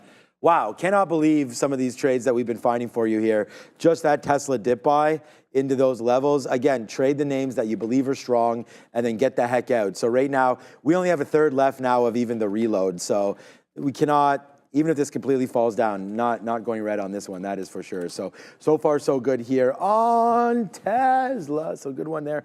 All right, AMD also trying to go back upside. So that's starting to really get going, and so that's a good trade there, to grab that. And again, it's just about whatever you guys are comfortable trading, right? I mean, this is what I'm doing right here today. And obviously, as you can see, it's been quite an eventful one for AMD. And we've really left the cues. So the cues right here, again, look where we got stopped at, right? As soon as that sort of momentum decided to change itself around a little bit there, we did the same thing and basically backed away from it. And good for that trade, it looks like anyways, as we're not too worried anymore about the futures as they continue to rip higher. And we just flip our game up. I mean, we wrote down all shorts on here, and now we're AMD long, Tesla long. Both of those names are ripping up to the top of the leaderboard here today. So again, pretty good trading there for these names. I know you're on Micron, well, not anymore though, but AMD continues. Look, I mean, there's that high. Google, Oracle, Barkin is still talking, so we are expecting, a little bit of movement here for sure on some other channels. So there it is. There's the move down for Advanced Micro.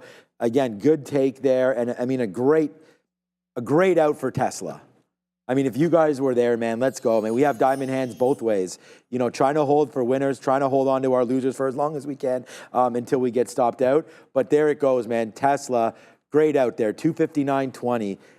Glad we're able to have that, but we're still going to work this trade, right? So if we can get something else for this, then that's what we're going to do. So right now we're looking for more Tesla, more AMD, other names. If there's anything else you guys want to look at, scared money don't make money. That's 100%. The look I don't like for Tesla, I just jumped out on this topping tail. The market just made a new high. Like I looked over, Micron made a high break. That's the name that we like. Amazon broke that high of the day. Tesla's battling with a lower high in here off of, like, I think 260 is a bit of a resistance. So I don't mind going long again, but I'm just looking at the things that are breaking out right now. Like there's a high day break on Micron. Someone asked, what did I mean by salvo? Sometimes I'll just use lingo. It's like take another shot, right? So I just meant like another entry off of 86. I should just say entry next time. I won't say that.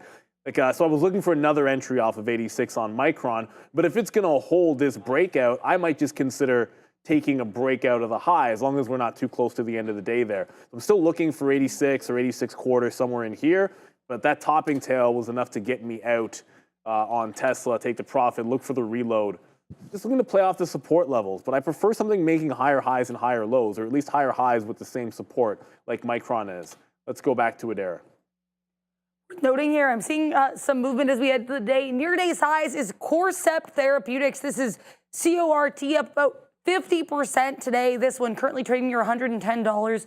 So definitely not a small cap, but $11.5 billion market cap, 17% short float. This morning, the company announced that they met their primary endpoint for the Rosella treatment for patients with platinum-resistant ovarian cancer. So well-received ovarian cancer treatment for decently shorted CORT. It's also worth noting that we still have comments coming through from Feds Williams and Feds Barkin. Feds Barkin saying that apparently there are some consumers saying they're tired of paying high prices and that he's not convinced that higher prices won't be passed on or that there won't be inflation. Feds Williams also warning of higher inflation that the Fed was originally forecasting. So some inflation and tariff woes coming from both Feds Williams and Feds Barkin. Their comments, it's worth noting, are almost identical. From what I'm seeing, they're both concerned about the lack of certainty on these tariffs. They said we'll get more clarity once we know more about the tariffs.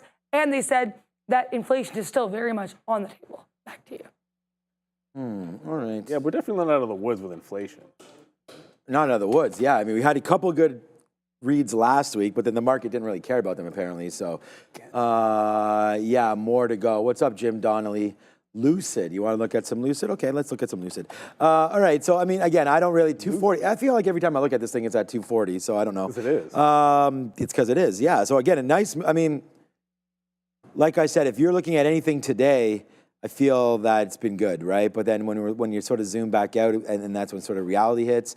So Lucid, I don't really see anything here on a 5-minute chart. So let me zoom back out, I guess, and see a daily chart here, and just to see what's going on there. So,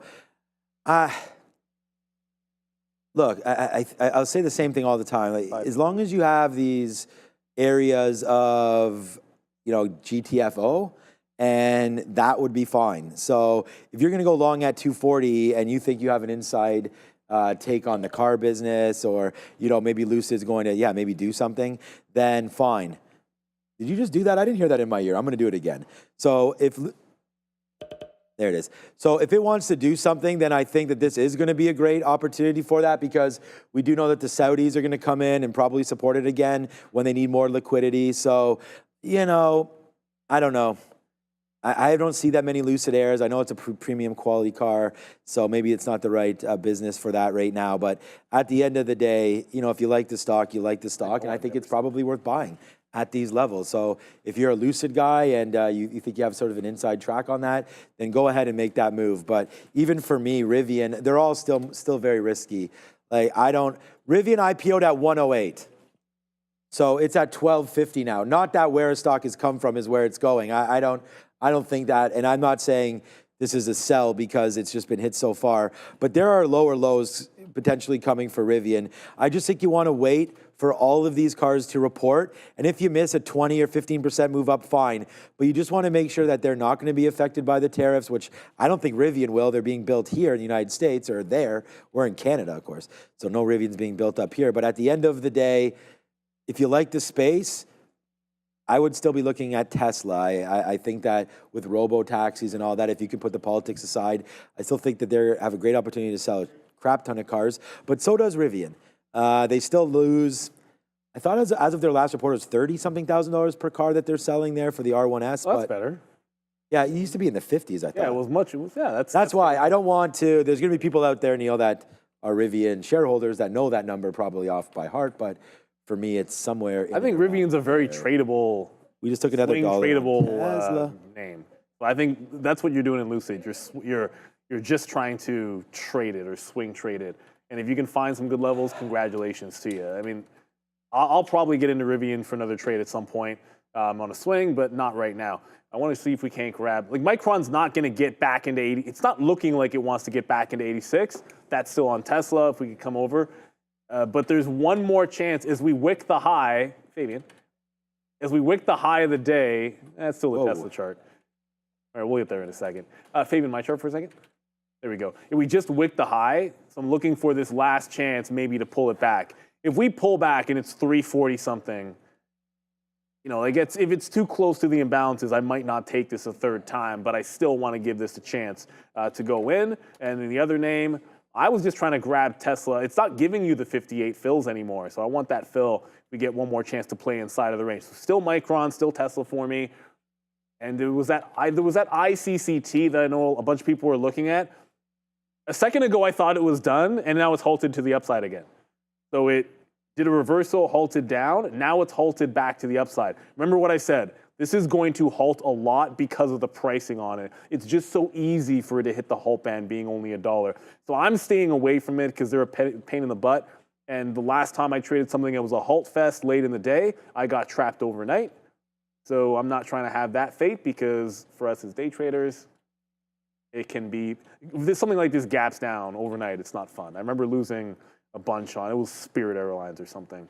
Had the uptrend, decided to hold on to a piece of it. It halted and didn't reopen until the next day. It didn't even open in the aftermarket.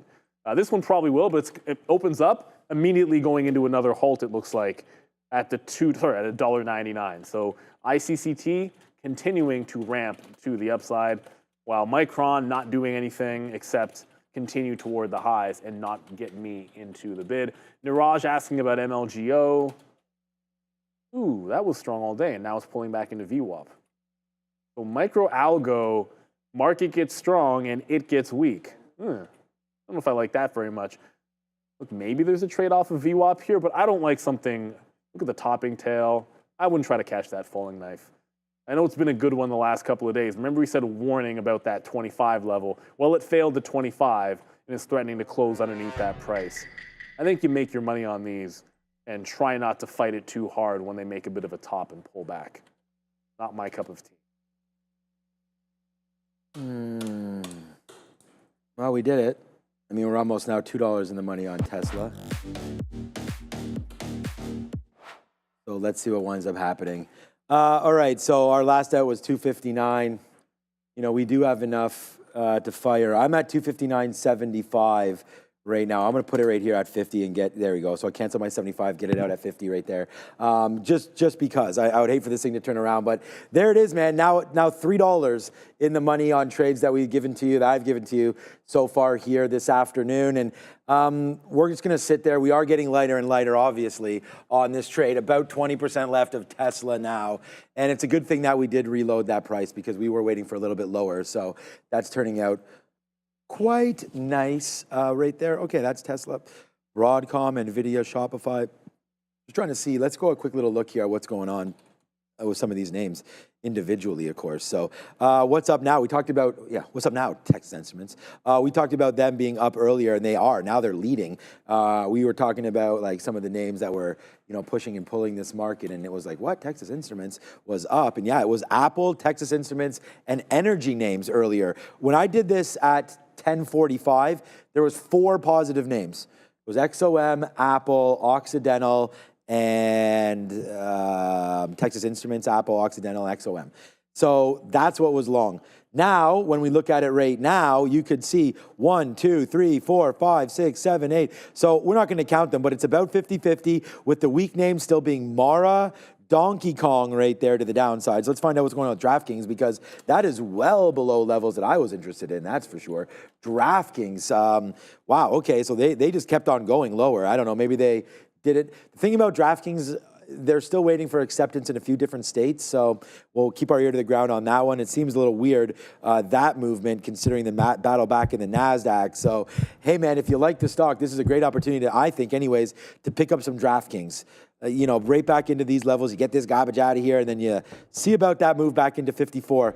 But again, in buying names with strong balance sheets, I don't think DraftKings is going to be the one that's instantly on your mind. Palantir still down is a little bit disappointing. We can type in PLTR right here and just to have a look there. They're falling back into those levels again. And oh boy, what a call that was on Tesla, getting some out there. You know, we just flipped it, man. We were at 259.50, and again, we can't predict this kind of price action, but there goes Tesla right now, right back down. I'm going to cancel. I'm going to go a little lower just to see if we do want to hold 257. My stop's going to be 257 now. Well, that was always the stop, but now that we only have a small piece left, it makes more and more sense to do that. So we're going to wait to see if we can get something a little bit lower, maybe 257, and we might not even get there, 257.35 or so. We'll see if we can get a play down into there for Tesla. That'll be my next dip buy opportunity, a little bit lower than where we are now for Tesla. So yeah, the final four might help DraftKings, but the thing is that, who was that in the chat? What's up, Sam? That's the thing, it's, that's an old story. You know, so what you're trying to buy stock on. I mean, isn't a new story women's sports eventually going, like, I'm talking about a longer term play. Is there not an entire large untapped market potentially women with any growth? And I'm not, look, and I'm just throwing it out there. I'm not necessarily bullish on any of the betting for that myself. But I don't wonder if that gets a little bit more interesting and things kind of change a little bit. But yeah. So the 57's coming in pretty heavily. So I'm looking at Tesla for the same dip buy and Micron for the same dip buy off of 86. Actually, I was about to make a call on ProfitX, but we'll get there in a second because the dip's starting to come in on Tesla. So it's bouncing off that same level. This will be the fourth time we try to grab this long. That was a heavy, heavy candle that just wicked over under at 56 with the bottom at 80s. So I want to give the stop underneath that prior bar low or this current bar low. Well, now it's prior bar now that it's made a fresh low. That was a heavy, heavy candle on Tesla, and it's not necessarily as heavy on Micron. Like, I'm looking over, and Micron's not even back to that 86 level that we were buying. So it's lower highs and lower lows on Tesla. You're still making higher highs and higher lows for the time being on Micron, which isn't even giving us the dip that we wanted. But like Tesla, another dip. I'm taking out in front of 259 like last time because I feel like that's a resistance spot here on Tesla. If it gets one more relief rally, I think we're good to go. All right. Yeah, we'll trade Tesla a little differently. We're long right here at 30, so we're going to start to get some pieces out. I'm also waiting for 257.87. It did hit lower. We did get stopped out of some. We did buy it back though. Now we're in the money $1 here on Tesla, or almost $1 on Tesla. 257.27. Sorry, not even close. As we go, my target was to break through 258, but we did just get a piece out up at the top. So let's wait to see if we do break those lows there for TSLA. Tesla trying to come back in just a little bit. So yeah, no worries there for that. So we'll wait for it though. If it does break those lows of 80, then we are going to be out right now long right here, 257.27, and we just got some out there at 80. So there it goes, breaking the low. So now we're gone there on Tesla. Obviously a nice move back in there for TSLA. And if anybody had the short, that was a big one. Congratulations for that, as it's obviously working there off the top. So good trading overall on Tesla, but didn't give us the goods there that last round. So be careful if you still are looking at it. It has broken. We had said that if it broke there, we would get out, which we did. And now maybe wait for the 200 period. The futures are slightly dipping here. Not overly worried about it. We have less than 10% left of advanced micro devices to the point where we're not even really looking too much at that. If this comes back into VWAP, then we'll trade it again. So sure, some of these stocks are falling down a little bit here, but not really worth too much. We haven't put too much risk back in. So I don't know, heading into the power hour, it's already 3. We had the power hour image. Yeah. It's gone. I don't know what that was. Can't do the Sharif for the power hour. Just have Sharif flex and then make your graphic right there. Someone just said in the chat, the Piper, why would they have the short? there's a trade for everybody. Like if you're scalping it bottom to top, you could have been scalping 260 short to 258 the same way you're scalping 258 into the 260 top. It's the same range, and you could argue that in the prior support turning into resistance there. So like obviously we broke. I'm out of Tesla. Gave a quarter of what we made this afternoon back on it. Let's go to Adara. I just want to mention here what's going on with this market. A bit of a push to the downside. Feds Williams and Feds Barkett still speaking. Now, initially, their comments were actually more or less aligned or pretty similar anyway. They were both talking about uncertainty with regards to tariffs to the point where you would actually wonder who was saying what because the comments were so closely aligned. That is no longer the case. So just to recap here, Feds Williams speaking on Yahoo, we have Feds Barking here on CNBC. Feds Williams saying that the Fed needs to keep longer run inflation expectations anchored. But Feds Barkett actually being very cagey when it comes to talking about the number of rate cuts. He said that it's not the time or the place for him to discuss how many cuts he sees this year, but that he's really in no hurry when it comes to rate cuts and that he's, quote, nervous about inflation. So Feds Barkett a lot more cautious here. Feds Williams trying to be optimistic, but both are worried about the impacts of tariffs on this economy, guys. Back to you. Robinhood. Worried, huh? All right, so yeah, this is a very, very dangerous time to trade the futures, so it sounds like it's a good time to get in there and trade them. So we're long the futures right now. I was just going to try to play off this area again. We are underneath it on the 5-minute a little bit, which is giving a little bit of a pause for concern here. So we're going to stop out if this breaks 20s. We're just going to try to give this move. Again, you know, there's the gap fill. So let's just see. Like, we just came back in. Let's see if we want to hold here. Again, you know, trading is life, and we're about to figure it out right now and where we can go. Thank you, Joe, for that. But yeah, we'll wait. So we're going to try it out here. We're long at the 50s. We are waiting for more. To get more. So my next bid here on the TQs is 35s. And then if we lose 20, then we're gone. So the TQs right there. If you can't, most of my trading is very simple. I know that there's been, you know, a lot of different positions put on, but it just has to come back into support and resistance. So if we get that 35 fill, I like the trade, and then breaking back down through 20, which is right there, then we're going to get out. That's actually 10s. It was just right into here. So if we break 20s, then we want to flash out of that trade. So yeah, we're in it right now, looking to get a little bit more here. 56.35 as the futures just go back and forth. Remember, not too many names coming through today for earnings for sure. We can quickly look at what names there are. RCAT. That's it. So nothing really going on too much there. Let's see if these futures can go up. We just touched 65 there. If we can get back to 65, we'll take 10 cents for 5%. And then we'll work off of that. So far, so good here. Need a little bit of a push downside, though, right, to get more. But I'll take this move higher. And there it goes. We actually got, was it? Did I get 64s or 63s? So we actually were sitting there at 63, not 65. But there's 65 right now. So boom, we're long at 54. So take out a dime there as we wait to see now what's going to happen with the futures. Hey, man, maybe it decides to go. Put something out again for another 5% at 67. Then we'll wait for 75. Then we'll see if we can really take off here. It's the hour of power, halfway through now. Let's see if the market can get green. We talked about that. I mean, well, did it get green? So the S&P did get green. Oh, yes. It's the NASDAQ that's not green. So obviously, you know, tech names getting beaten up a little bit more. Yeah. The ES is going to be green. RCAT, by the way, it moved 27% last time. And the implied move 16%. It'll move. It'll be worth watching. But there's a lot of stocks that made really interesting candles on the daily.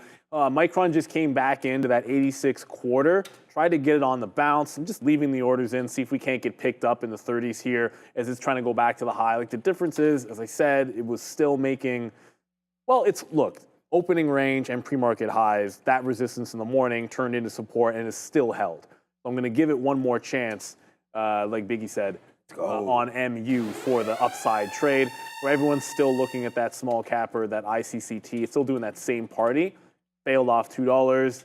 I don't wonder if this isn't headed down at that point after failing too, but it still can't stay open. That's why I'm staying away from it. I know it's strong, but stays open for 5 minutes and then it halts over and over and over again. Oh, there goes Micron. All right, we didn't get Micron that third time in there, unfortunately. So far, so good in the afternoon, the two longs, but I did not get this third shot here in Micron. Sometimes you just got to be on the bid on the way down as opposed to trying to catch it on the way up. I wanted that confirmation, but we didn't just get it there on MU. That kind of sucks, but there's still about 15 minutes till the imbalances come through. So I think we have time, still have time for another shot at it. I don't know why there's actual, well, that's a penny stock. These are all small cappers. There's a few numbers in here on the imbalance locator, But I feel as if, that's a penny stock, 5 million shares, BAC being 2.7, I think Sean already mentioned. HPE, we've seen several times, and then Nothing Burger on the imbalances, 3 million. The one that's interesting would be Pfizer and Walmart are the two. Pfizer because the space is in play today, and Walmart because you don't usually see 1.5 million. So I'll probably look at Pfizer for an opportunity. That's the one that sticks out because Pfizer, Moderna, and the rest of its ilk were in play today with that FDA guy stepping down or being forced out or whatever the heck the story was. Now check out this futures trade. That's not why. Absolute banger right there on this futures, man. That's 50 handles straight there. We just nailed the bottom. We said this, man, traders got to trade, and I mean, that's exactly, we found that opportunity, man. I'm not just sitting here because I'm pretty faced. That ain't my job. We're here to trade. Look at this move, man. Straight there to the upside. So let's get some more out. 97s. We just got out at O's there as well. So we'll keep putting that on. It's been a good one, man, here today. We'll just keep doing this. AMD is still there. I feel like, I don't know. I know we got stopped. Both of us got stopped out of Tesla there. But, Neil, we just should have watched out for that 200 period moving average. It does bounce off of it. The thing about getting stopped out is it does then give me the ability to look somewhere else, to be honest with you. And I think that that's something that I've really, been able to do is not get stuck into too many. Before I'd average in, and not even before, but just how I knew I was getting into trouble. And it's being stubborn with the name. So right there, I could look back right now and be like, hey, man, I'm, that Tesla, damn it, we should have got back in and then really focused on it. Instead, first of all, we only have 40% left of this trade. I'm going to take out another piece right here at 87. But instead, though, it forces me to look somewhere else. So that's where we wound up going. And it looks like it's going to pay off there. AMD was very similar. We weren't even, I have written on here, iBit short, Amazon short, NVIDIA short, Tesla short, and then honestly, the number one name, 100X today is AMD. The number two name today for me, I guess, will be CRWV, which is still a short. And then number three is going to be Tesla, which is the long. So coming in here, thinking basically only shorts, and it looks like the long is what winds up printing for us, for me anyways, at the end of the day. AMD nicely cooking there to the upside. So, I think Tesla was the right out. Tesla's making lower lows and lower highs still. That's sort of only because it bounced back, but you can't beat yourself up. You can't really. You just try to catch every bounce that you could. When it showed you where it was breaking away from, and it's still holding the prior highs. I just don't like the trend to the downside, which it's still doing. And shout out in the chat, yes, I know Micron is ex-dividend. Micron's dividend is very, very small. I don't think it's that material. It's 11.5 cents, so less than 50 cents on an $86 stock. So, it's a, I don't want to say infinitesimally small, it's a pretty insignificant piece of their story. So it's not like Pfizer, which, what did you say the yield was, 6.5%? Yeah, 6.8. 6.8, it's almost 7% on Pfizer. I don't think it'll be a big deal one way or another. That doesn't affect what I'm thinking for tomorrow on Pfizer, which on the daily chart, look at the bottom, it's held the 85.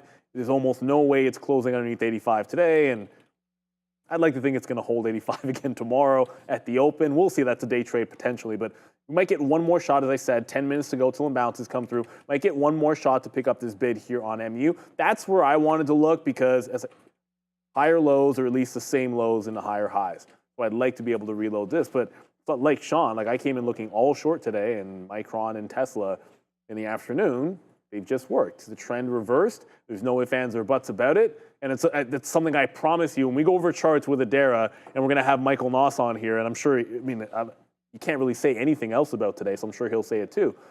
You had a lot of ridiculously good-looking reversal patterns on daily charts, on 15-minute charts, on 3-minute charts for the intraday. And that's the story of today. It was a reversal day, and how many times have we seen that on the biggest panic mornings on a Monday where we keep catching bids? Although I'd remind everybody, that's only true until it's not. Yeah, exactly. It's the more you see that pattern, that one day, and I remember this from 2008, because everything always starts with, it looks bad, but we always catch a bid on those panic mornings.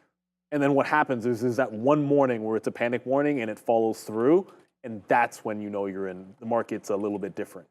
So we haven't had that moment yet. I'm just saying, but in 08, you felt it as a trader because you definitely had that moment a couple of times in 08 where you're like, oh, the plunge protection team's not coming in today, and that's when you knew. Well, I guess we're only going short. Yeah, we have that ability to try to read the market and get a feel for what's going on. Like I just tweeted this out. We were short early on the TQs, right? All these purples are short. Then we flipped over to the long right there and then, bang that out a little bit here. So we're still in 25%. Let's see if we take out day's high. That's where my next offer is at 14s. Oh no, actually we're at 4s. I want to cancel that. Oh, that's right here right now. Okay, let's go to 39s. See if we can get that right now. So, all right, so that's what we're doing right here on the, there it is.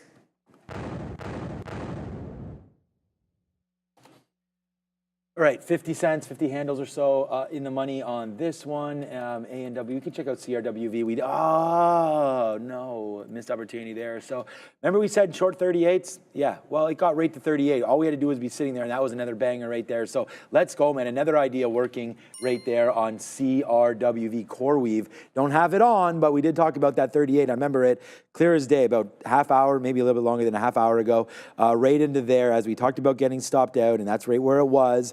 And I was like, we don't want to go short here, but we would try it there. We did not try it there. And we did pay for shorts. Otherwise, we wouldn't be able to be short there. So CoreWeave, downside, that kind of sucks. For CoreWeave shareholders, that is for sure. But again, early days on this one, man. We saw Reddit. We saw all these names definitely come back in. All right, man, now the futures are at the high of the day. So this is exactly what we were talking about earlier, right? So it's a nice move up here, and I think we just watch it into the close. We'll see if there are any big imbalances coming through again. I mean, we can look at the NASDAQ at 350, but for right now, this is what's going on the NYSE. As you could see, Neil's already talked about some of these. There's Walmart. Remember I was mentioning earlier too, I was like, well, Walmart's probably catching a bit, and I didn't even look at it, and oh yeah, Walmart started right from the jump catching that bid. So there goes Walmart. There goes Costco. I think, yeah, most people were waiting. I mean, I was waiting anyways for lower. I should have been in that name at the 50 period. I think you still have a chance to do that. Costco as well, man. Same kind of ways. Costco hasn't really dumped. Like, sure, Costco dumped. That's not what I'm saying. But it's above the 50 period. Sorry, above the 200 period, above 949 right now, and trying to get back up to the upside. So Costco never really gave you that complete whoosh bottom there. And I'm just wondering if we look at Walmart there on the daily, there it was right there. We had just came in 2 days ago back into the lows, and then there's the move back higher there again. So yeah, man, Walmart working out. I feel like we missed the bottom on some of those. You guys talking about Lulu, I always like the 3-day rule. So the last day for Lulu, this would be the third day. You had earnings, unless earnings were on Thursday. I think it was Thursday night. Yeah, so Thursday night into Friday. So this is only day 2 for Lulu. So you got to let these guys settle down a little bit. And as you can see, they are not even close to settling down, making new lows right now for Lululemon, down to 280, looking to get a little bit lower. 260 looks like a good spot there, well under the 200 period moving average. So yeah, Lululemon still a little bit of trouble there. And bringing Nike with it. Nike, I thought, was breaking out in the last couple of days. Nike was trying to go, and Lululemon has dragged it back down. I don't want. Look, I'm not going to say that for sure that's the truth, but Nike was holding a double bottom, and then Lululemon happened, and all of a sudden it's making fresh lows. So I think Nike, the jury's still out on Nike. I think you got to be patient. We always talk about it like let it hold the bottom and then break out a local high, and then it just never did that. So it just didn't happen. It's still trending down. I think there's going to be a trade at Nike. We're not going to get. You're at 343 now, so I got to stop to fail on not getting this Micron a third time. But it's gonzo. I'm not chasing the high of the day on this move. The longs have definitely worked, but I missed my last shot. I'm glad you got into the future. I went back to the well, but the well didn't run dry, but it ran without me. There was something else I was going to mention. It'll come to me in a quick. Oh yeah, there's Kava. Is Kava reporting? No. There's a bunch of index actions that happened. One of them, Kava, already happened, and Angie is going into the S&P 600, and this ODP is coming out of it. Well, yeah, you know me. I know I knew that was going to happen. So there is an expected sell imbalance on this ODP. It doesn't do a lot of volume, which makes it intriguing because that's 500,000 shares in volume today. So even the slightest imbalance on ODP could affect it. I don't even see it on the early look. Oh, that's right, because it's a NASDAQ stock, so you're not going to see it on the early look. But I'm going to have this up. I'm going to have Pfizer up because that's still a 2.8 million early look to the buy side. But I'm no longer looking for that last dip buy in Micron. Like I said, once it gets too close to 350, you either have it or you don't have it, and I do not have Micron. It's still in play. The condition for what I wanted to put the swing trade on Micron doesn't technically hold until I see what happens tomorrow, but at this point, I'm like 95% sure that I'll be getting it tomorrow. You just absolutely never know. It's April 1st. Lots of things can go right or wrong. Oh, I haven't even thought of a prank on my daughter yet. But she'll be expecting it for sure, so you got to think of something. Well, that's the most fun part of it, is the fact that like she's 8 and she 100% is expecting me to try to prank her. So if I do prank her, it's going to be epic. Well, I haven't put any thought into it. I just remembered that now. Getting my wife is really easy, but getting an 8-year-old kid when they're looking for it is a little bit more tricky. If you guys have any ideas, let me know. Yeah, I just thought about that. You know what? I'm not going to get my. All right, man. With only 4 minutes left until the imbalances, let's just go like this. Celebrate the day that we've had here. All right, well, we still have 15% left, but at the end of the day, a good out, mate. 5%, we had 25%, 5% there, 5% there. So far, so good. TQ is really going. And we did get some more out of AMD. I mean, that's at the top of the day as well. We might as well now, because you guys are about to see, if you haven't seen it before, you're going to see it soon. And that is that when the market does these moves, you never know what these imbalances are going to come out as. So if they come out as bids, obviously giddy up to the upside. If they come out as offers, then you're going to get smoked back down in, because it's been such a nice rebound day for the NASDAQ. I've been buying these dips, didn't buy anything today. Generally I'll buy them at lunch. That would have been nice down there. So nice straight upside there. And whoever voted for NASDAQ green, you're not in the money yet, but you're getting pretty close. 19,450, yeah. It's gonna happen. Wow. We can get let's do a sector check real quick here to see which sectors are exactly blasting up. I guess it's gonna be consumer staples, maybe. That's a good one. All right, so here it is right here. Change right now. Consumer staples. Sorry, yeah. So there, actually, pretty much nailed that one there. So consumer staples, then the financials. We can check out my boy JPM. Haven't even looked at that today. We looked at energy earlier as well, up 1.3%. The utilities is what I was gonna say, if not after consumer staples, because again, chasing some value down there. I feel like that's probably going to be appropriate. Real estate, I don't really check that sector too often. Doesn't count. Healthcare, nicely done. Let's just see what's going on to the other side right now. So we only have, this is definitely not all of the sectors, but information technology, flat on the day now, because obviously we just talked about NASDAQ, so as that goes. And then consumer discretionary, the biggest name in that one's going to be Tesla, and that's still red. But Tesla, actually, did we even check back on our friend here? 1.8.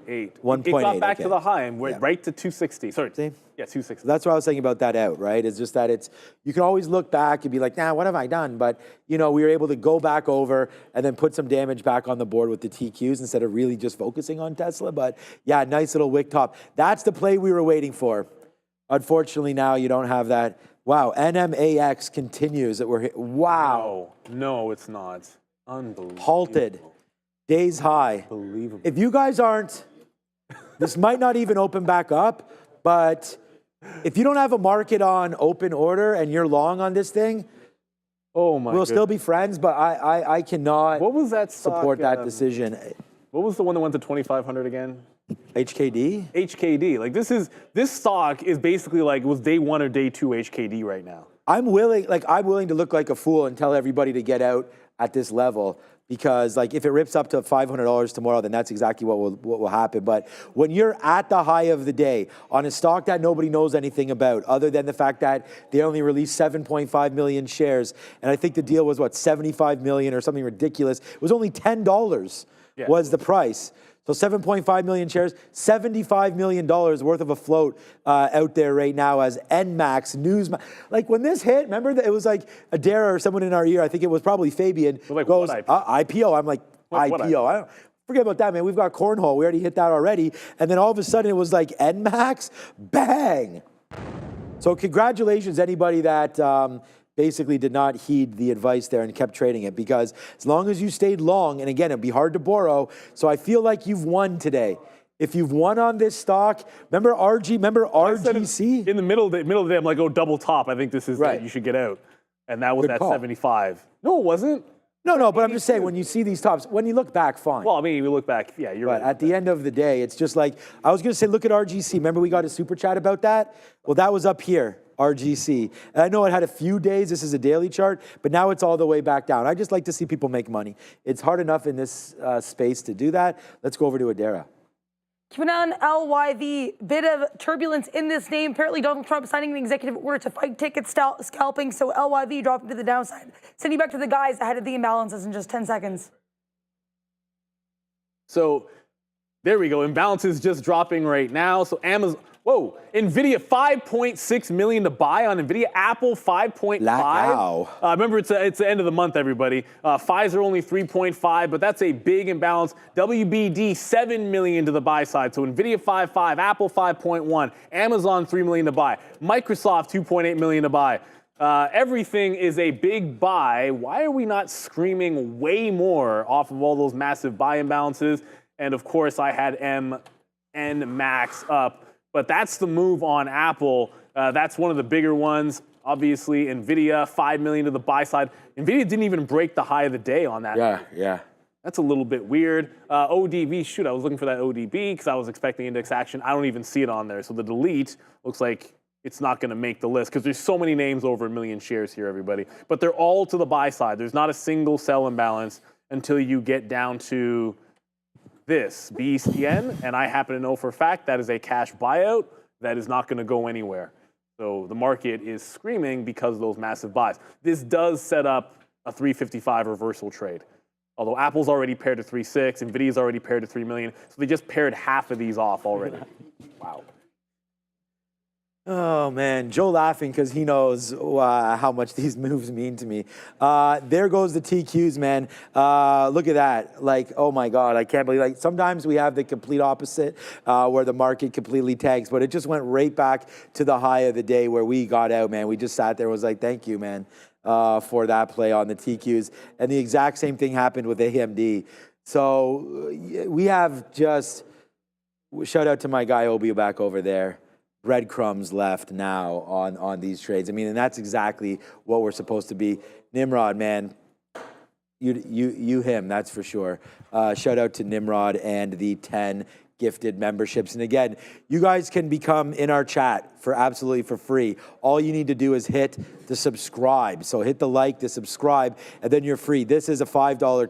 I mean, that's $50, Nimrod. I mean, I just want to say thank you so much for that, because I know that that's not chump change there. 10 memberships for everybody. So Nimrod, man, everybody in the chat, throw up your, I'm going to throw it up the ones there for Nimrod, because thank you so much.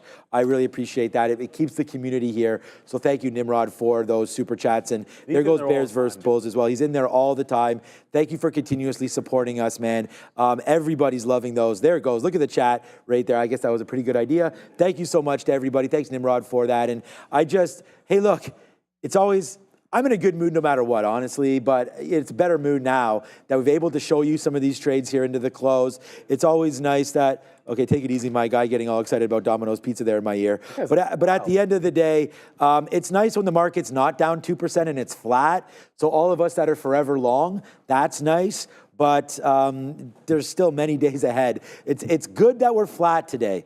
I would definitely say that. So I think now we're going to have one day there where the Adara curse of the red outfit finally is broken. So I think it counts as broken. Counts as broken, yeah, for sure. I mean, we were down 2% at open there. Yeah, the market is up from the, is it? Well, the ES is up. Yeah, the trading day was up today. I don't care what, you don't care where it is from the close, because you're not holding, unless you're holding it from the close on Friday, you only care about what happens in the day. So that 355 reversion trade, apparently it happened at 352 because, like that, I mean, Apple obviously got 5 million to buy and started pairing off. Well, it's already done it. So I'm not, what are you going to do? Like, you can't take that trade anymore because it already pulled back the entirety of the move that it had on the imbalance to the upside. NVIDIA, sort of a similar, not as big of a move as Apple, but it's already done the reversion. So that flip trade that we like, or that pair off trade at 355, that's out the window for me. That's wild. I feel like the better that it looks, the better that trade looks, the more likelihood that they're going to flip it a little bit early. And so maybe you have to, and I've been thinking about this, but this was way too early today. Like this was at 52. It wasn't even 3:53 yet. Like I don't mind in the last minute, but come on, 2 minutes before is a bit of a change. But when it's bigger, I guess you got to be able to do it. I do believe, what was that, Fabian? I didn't catch that. Is Fabian saying something? Oh, yeah, I can do it. Oh, I don't have the thing in my ear. Yeah, no, let's give a big shout out to Trade the Pool. Why? My bad. Because we all know the saying, big opportunity comes with big risk. But what if that wasn't true anymore? Trade the Pool is redefining what risk means for traders. No more risking your life savings to prove yourself in the market. They give you access to company capital, up to $200,000 to trade real stocks, no CFDs, and your downside is limited to a single one-time fee that starts at just $47. That means no blowing up your personal account. You get to trade with serious buying power, all while knowing your loss is capped. Trade the Pool now offers an unlimited time during the evaluation. You get the freedom to trade your way with no time pressure. Visit tradethepool.com and see how far your $47 can take you. Scan the QR code you see. Check the link in the description. As we were saying a second ago, a lot of those imbalances did pair off after 55. They were already paired, as you could see by the move on Apple and Nvidia, and now not even there anymore. You still have, HP, who cares? WBD still going to be there, kind of a cheap stock. Paramount, for some reason, is going to be there. Still to the buy side, but no Apple, no Tesla. Apple came all the way back to 221 there on that revision. You don't see that 5 million window dressing end of the month very often. But like I said, that trade it's happening earlier and earlier. Nvidia right back to the highs, although I didn't see it come back on the bid. It is 356. Daniel asking if Baba is a sell and bounce. I didn't see Alibaba at all, which means it was less than 1 million shares. And if it's not 1 million shares, it typically doesn't matter. It's on 10 million shares on the day. It didn't move at 350. I didn't see it, so it wasn't over 1 million. A host of names were bigger for sure. The big one I think for tomorrow for myself will be Micron. Just wanted to hold that 85 again tomorrow. Love where this is on the daily. Love the rebound day that we've had. Any slight continuation, to me, can look really good for this. Range-bound stock that's giving you the bounce off the low, and it didn't get too far away from it that you're concerned today. Like really, it's only a couple of bucks away from 85 with huge levels up ahead. So I'm locked and loaded for that. 100% it's going to be on my radar in the morning. Knock on wood that we don't gap down and lose the bid. You never know. Yeah, I'm not sure what gap. I mean, we'll see. It's all going to be about what China and Japan and all that are up to overnight China. But yeah, AMD, man, right back there to the highs of the day. So there it goes. Can we get $2 on it? I don't know, but we're going to wait. I'm waiting at 102.90 right now to get out. So here we go, man. And it's just about, we're long at 101 right now, all the way back up into the highs of the day. So we basically have the low of the day. Obviously, that's the low of the day, but the low of, since 10, right there. Good levels. We have them 3 or 4 times right down there for the lows. So that's going to be a good one. And then we'll just wait to see what's going on with the NASDAQ. That's also 100 handles in the money right now as well. But again, we got to be flat at the end of the day. So no matter, well, a little bit anyways, close enough to the end of the day as we get going there. So we'll start to slowly ease out of these positions. Maybe we are getting a little bit too specific with, we don't need to worry too much here about what we're doing with NVIDIA, with NVIDIA. I'm always in NVIDIA, with AMD. I don't need, the dollar club is just a thing. If we're going to close out here at this level, let's take some more out. So there it is. We take another piece out and now we're fine. So there goes AMD, huge move. To end the day up $3 in the money, great. AMD and the Qs all into one there. So, all right, you're going to go back over to the desk. So have a good show there with Adara. I believe Michael Noss will be coming through again right there. And just a heads up to anybody that's working around here. There are lunch leftovers ready. So if you guys need anything. What was the lunch today? I saw Joe crushing the lunch. With my chicken. Greek chicken, apparently. Yeah. Was it okay, Joe? No. How was the chicken Didn't look that good. Okay, so there are leftovers there, my guy. So if you want. Yeah. I just heard it from, yeah, it's okay. I was just talking, just giving some more content here How you doing? as we go. We do have great staff here, so she just sent a message there. You can start bagging. This is what it says. You can start bagging leftovers at 3:30. Just let me know. So, there you go. 3:59. Then we missed it. We better get in there. All right. Thanks again to everybody for joining us today. What a wild day, especially near the end of the day. As here comes AMD. You know what? It's good enough for me.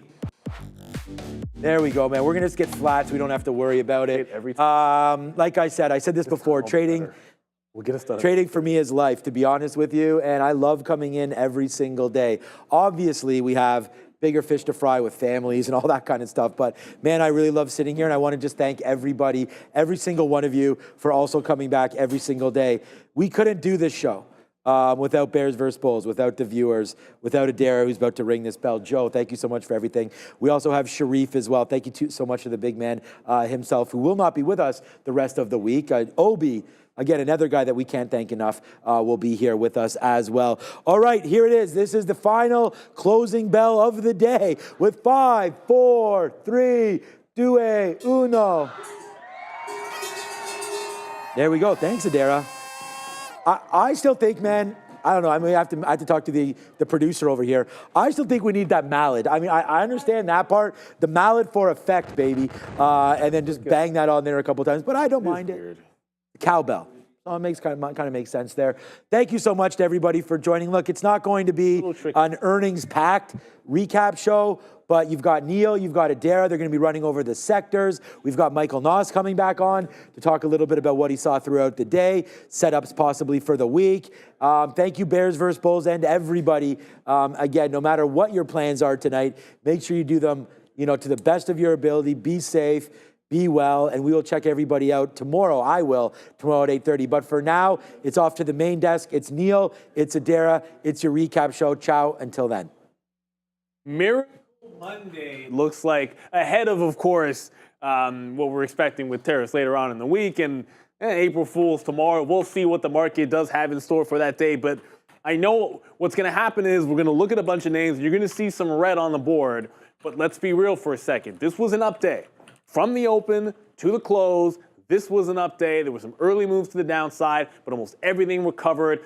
At the open, you had gold was even going to the downside. Tesla was down over 5%. But what was interesting is you had GLD finding weakness. You had silver finding weakness at the open. But we all rallied back into the upside. So when there was blood in the water, when there was panic, when Adara is wearing red, a lot of people were thinking it was going to be a short day. I was among them, and lo and behold, two best stocks ended up being longs in the afternoon. That's how it is. Sometimes you just get those reversal days, but look at the green that you're going to see across that board. Now, I want to point out here, and we start with gold, and why not? Because it got right back into those highs. It was looking red. The trend is your friend to the end when it bends, and right now, the trend is very clean. Another fresh high for GLD. Red today, silver at the open was red today. It made a nice recovery. So if you're looking at those metals, they were all dump city and then just ride the train to the upside in the afternoon, looking incredibly strong. I'd be remiss if we didn't at least mention something, Adara. As excited as we were for the IPO last week, wow, Newsmax. So Newsmax is at $85, and the IPO issue was $10. It was only, it wasn't very big, man. We're talking about $7.5 mil at $10. It opened at 14. It's now at $86, up 500%. So congratulations if you had this one, everybody. It is still holding highs. It was halted late in the day. Just made an 89 test. It continues to go. This is very HKD feeling to me, where anything can happen whatsoever. And someone said, Siren Industries goes, come on, Neil, market's still dumped today. Look, and you have to distinguish between, okay, are you like trading and investing? I get it. You're going to look at a lot of things that are percent down, right? NASDAQ technically not even green. But when you look at things from a trading perspective, what's this chart of the Qs say? Low, higher low, higher low, higher low, higher low, higher highs all the way through. That's the nature of the game. Even the weakest names today and the things that were down the most, you're going to have that kind of a reversal. And when we talk about things like, you could talk about Palantir. Palantir was down, 7% today? Still down 2% off the open. Bounced off the lows, higher lows the entirety of the day, closing near those highs. So there's a difference between trading momentum intraday, which is what we're going to talk about, and I understand you are still not looking that good on some daily charts here, but overall, very good day in terms of catching a bit of a bid when everyone was panicked in the morning today. Yeah, I think it was definitely a really interesting look here for this market, and there's a couple tickers we didn't talk about. I mean, Newsmax, I think, was covered a lot during the midday, but there's an individual, or a ticker, by the way, or I guess, by the name of CORT, Corcept. I mentioned this. I actually really only noticed this in my volume scanner at the end of the day. Neil, this thing closed up like 15% or something. At its highs here, it was around 117. I'm just trying to pull up the chart there.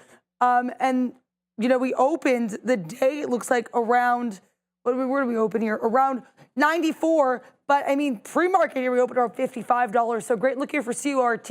Basically, some FDA approval with regards to their ovarian cancer treatments. So here's the look here for Corcept Therapeutics. I will be definitely looking for a day 2 move for this one because I think this should be pretty interesting. But I will admit, the day 1 moved completely past me by. CORT looking interesting. NFLX also looking pretty interesting here. We gapped down on this one here, opened in 900s, low here around 900s, and then closing just around that 930 area. So lots of names here making nice recoveries or making nice power plays that are not Newsmax. Yeah, and there was some news also in the biopharma. Well, let's just say it. Moderna, it was rinsed today, but like everything else, it caught a bit of a bid at the open. But remember, the FDA, there was an FDA official pushed out that was considered to be bullish or more on the side of some of these vaccine names, and unfortunately, they're taking it on the chin. mRNA down 9% today, made a new 52-week low. It just keeps on getting worse for them. The good news, okay, it's not really that good news. It's kind of a bottoming tail candle, but it didn't hold the prior low, which was 29 change. So yeah, you get a bottoming tail candle, but it's still underneath the 52-week low on Moderna. That got rinsed. You also had Pfizer, which made some fresh lows on the daily. The difference between the two, and we're kind of alluding to this in the aftermarket show, obviously Pfizer's got a better pipeline, but this did not break the low. So on that negative push that you saw, Moderna broke lows holding underneath it on the 50, on the daily chart. Pfizer holding this low and showing support at 24.6. Now, I'm not here saying people chase dividend because you know what happens to you when you're able to do that, but here is something which is making the same bottom that it has a few times in here on Pfizer. Certainly going to be worth a look. We do have RCAT, which is going to report expected at 410. 12% short flow. 27% it moved last time on earnings, and an expected move of 16%, but it is the lone earnings name that is on watch today. But just to go over some things, because I told you there's going to be a lot of good-looking charts in here for reversals. Yeah, the financials today. Big bounce, up a full point on XLF, incredibly impressive. It did look like maybe it was going to retest some prior lows. And look at what's impressive about today is for all the panic in the morning, look at the trend to the upside on this thing. Just hugging its 50-period moving average all day long. A little bit of a dip at the end of the day, but you're closing on those highs. A lot of times, you want to tell me how serious the buying was for a day or recovery day like this. Show me what happens at the close, a bunch of buy imbalances, and a lot of things holding that high without pulling back. So at least for now, Adara, things looking a little bit bullish. But across the board, you had the metals looking good, you had energy looking good, you had financials looking good. This was a relief rally that basically ticked every single box, unless your name was Moderna. I'm just looking back here what we did last Monday when we actually closed higher in the Qs. We gained about 2%, and we also closed near highs. So I did a little bit of analysis. You know, I do run the Trader TV research account. I find research in numbers cool. And so what I noticed was, I guess the last time we had this little push to the upside, we did have on Friday, we had a rally. So that would be Friday. What day was that? That was good. That would have been the 21st. We pushed higher, only closed up about 0.3%. Monday, we closed higher about 2%. Tuesday, we closed higher about 0.57%, and then we gave it up Wednesday, Thursday, Friday. So today, I think we're starting again that 3-day cycle. I will see what happens tomorrow. I don't want to have any preconceived notions, but I think that we really thought last Monday was going to be the start of something new to accidentally call out High School Musical, and it clearly wasn't. So I don't want to really be giving this any more credence than I think it deserves. This looks literally identical to what we saw last Friday and Monday, and that also meant nothing in the grand scheme of things. You just made a High School Musical reference? Accidentally. I'm impressed. You're not High School Musical old. Yeah, no, I was like 6 when it came out, so it's not that crazy. Also, my sister and I, a YouTuber that we like, just put out a video rewatching the movies like really recently. So she and I were watching that pretty recently. So I think High School Musical is like fresh in my brain. But you certainly have to get your head in the game when you're studying these markets. I do 100% a great observation on the patterns of the market, because that's all trading is. It's all about pattern recognition and taking advantage of it. I gotta let you guys know, if you're not following this, Newsmax actually broke 100 briefly a second ago. A couple of minutes ago, actually, got to 101 change, pulling back to 91. So you've had it. It broke 100 from $10. The IPO issue breaks 100 and then comes back in. You got to feel like there's going to be a crazy pullback. Monty, do we know the float on NMAX? 7.5 million was the amount of shares that got released. If it's a smaller number than that, I'm not sure, but it's 7.5 million is the outstanding shares. It's the only number I'm aware of for this crazy name. You know what? I know I'm going to do this, and he can probably hear me, because you would have seen we're locked and loaded and ready to go with Mr. Nas. But I can't wait to get his thoughts on this one, because it is not often that you see an IPO do something like this. It defies a lot of logic. It feels like somebody just soaked up the float on this, and then it was pretty much good to go. But we are ready for a little trade talk. We saw him this morning. We're going to get his thoughts one more time here, as I can't hit the button because my Stream Deck isn't working here, Fabian. Let's get into some trader talk. There he is. No trader talk button. Unfortunately, my Stream Deck didn't want to work here. You know what happened, Michael? The market reversal just short-circuited a bunch of things here. So the excitement was real today as the market caught a bit of a bid. Oh, it was amazing, right? When I came in this morning with a bunch of things to buy, I was nervous buying them on the open, but I wish it could always happen like that. Unfortunately, it can't. No, it can't. Now, here's the thing, and I'm going to go back to the August low as opposed to this one today. Like, I remember my attitude on the August low was like, let me just pick the one stock I like the most, and I'm just going to go long off the open because it felt like the most panic. For some reason, I didn't feel the same way this morning. A lot of things presented the same.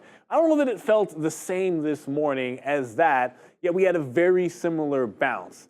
And I don't know what it is. Maybe it's maybe because we had the tariffs coming in a couple of days, but I know for myself, I had a trouble getting into that mode and not going long until late. How did you overcome that? Systematic trading and back tests, right? That's something I've been settling into more and more the older I get.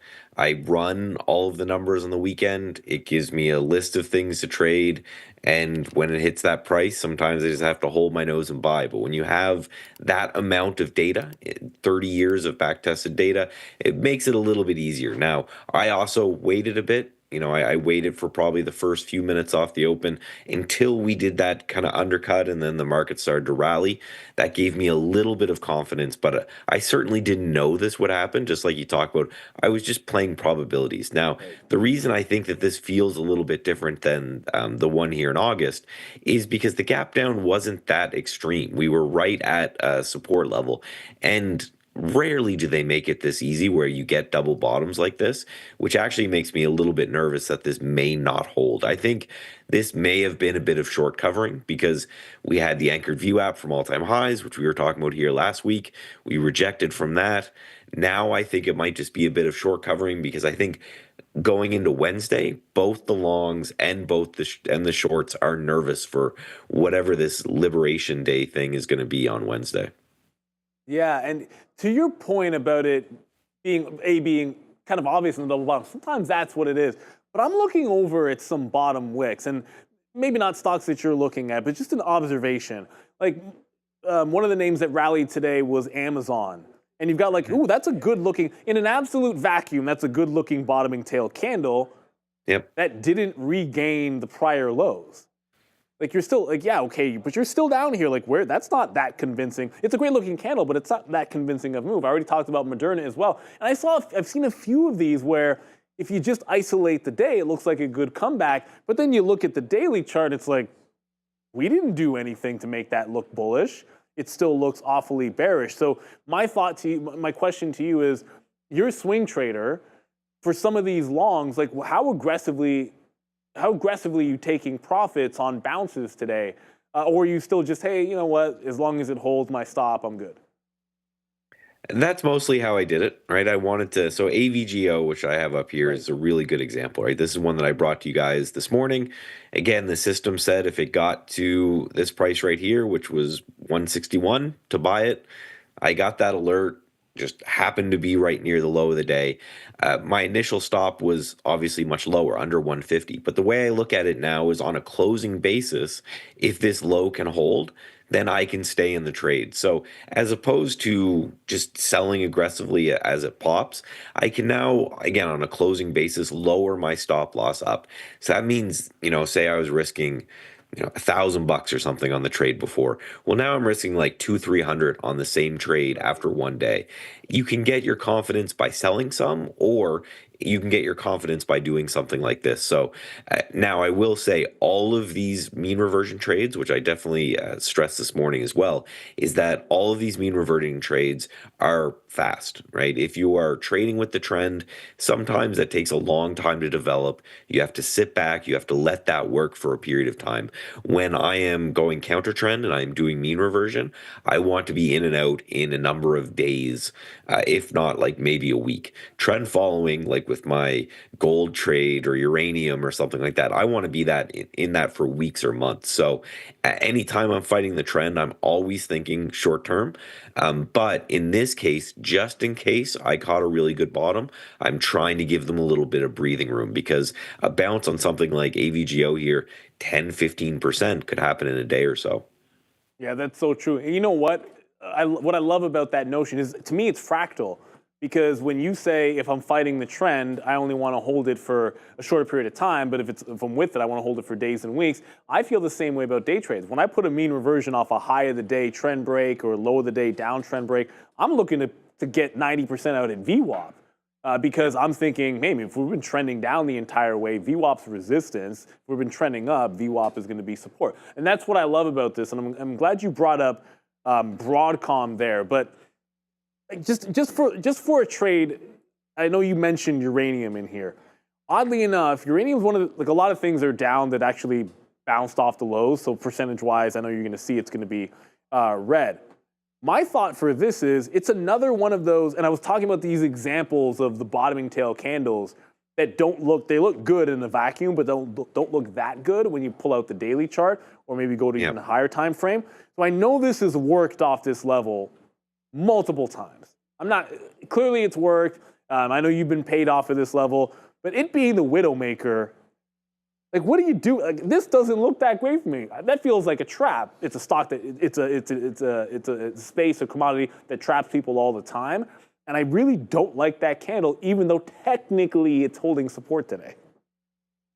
Yeah, I think uranium is one of those, again, mean reversion type plays, right? Where if you think this level, this kind of $22 area will hold, you hold your nose, you pick it up here, you put a stop under that, and then you hope to get a bounce to, 26 or 30.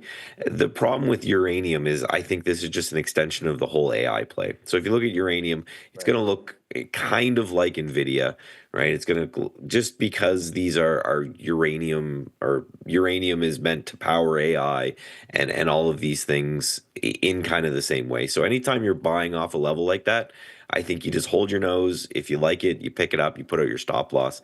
Uranium may be an interesting one because I don't know too much about where America gets its uranium from, whether it's all made in America or whether this is going to be part of the whole tariff dispute.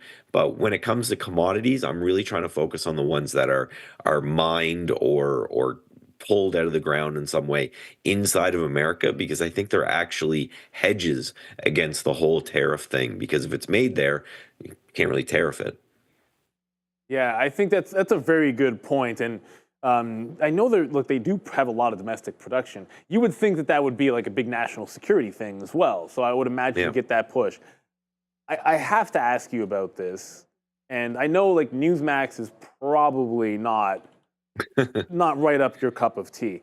But I don't, like every time I see something like this, like a unicorn type of event, like this IPO goes $10, goes to 100 in the aftermarket, pulling back in 83, it's up 500%. And I don't wonder, you're a statistics-based person. HKD had a move like this. We're talking about just obscene, lower shares available, low floats, where you get this crazy squeeze early on. Sometimes it happens to a SPAC, sometimes it happens to a recent IPO. Is this the kind of thing where do you even have enough data to just throw some of these out there and start to look at what the average length of time they hold up for is? Because almost everyone's got to be thinking, of course it's not going to hold up. When is it safe to start looking for the short? Or what would the approach even be in something like this? What's frustrating is, technically speaking, on a 3-minute chart, like some of it looked really good after it settled down.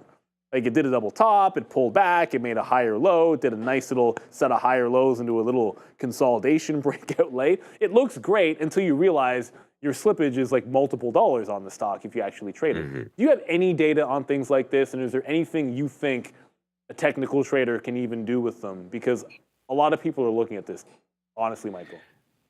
I would say completely stay away. And the reason for that is that we know, again, 80-90% of IPOs will undercut their IPO price. So there's an 80-90% chance this thing will be under 14 within the next 6 months. That doesn't really help you. And the reason that doesn't help you is because, you're looking at it here and you're saying, oh, well, there's a 80-90% chance it's under 14 in 6 months. Well, I should just short it here. But you talked about how just insanely low float this is. If this goes to 1,000 before it goes to $14, you end up getting really, really hurt. So generally speaking, when it comes to trying to do any technical analysis on this, you just have to wait a couple days. So what I think is going to happen on a name like this, and what happened on HKD, is that it just got shorted and shorted and shorted, and those shorts got run over and over and over again, and it ended up completely blowing out, many big traders and a couple large funds and things like that. So I think you just are best to look at something like this and completely stay away and go back to what it is that you normally do, and then check on it in a week. If it starts to break down and you're shorting the other side of that, then yes, I think there's a pretty good probability that this thing sees under that price in the next 6 months. I just know I won't make any money off that because, again, I don't know if it's going to be $800 tomorrow before it goes to 14. Yeah, and to your point about waiting, I have to show everybody HKD just because, in particular, like this one's at like $2,500. It was all insane. I got to show you a weekly chart so you can see that. But if you looked at after it started settling down, it eventually settled into the old pattern of it would just pop and then give you like the next day or two, like it doesn't make fresh highs, lower high the next day, and then trend down. Pop, lower high the next day, trend down. Pop.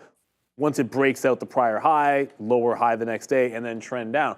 So the back end of these things, and I don't know when the back end is going to be, but I'm glad you sort of reiterated that because that's one thing we always talk about. Just have a setup that works for you, and if sitting it out, Newsmax, until it shows you a little bit more reasonable trading, I think that's probably the smart way to go here, Michael. Before we get you out of here, I know I forced you into talking a bit about uranium. I forced Newsmax on you for sure. And I think a fantastic look on Broadcom today because, let's be real, that bounce, I don't know if you mentioned that bounce was pennies on $161. That was pennies away, that 161, which is essentially perfect.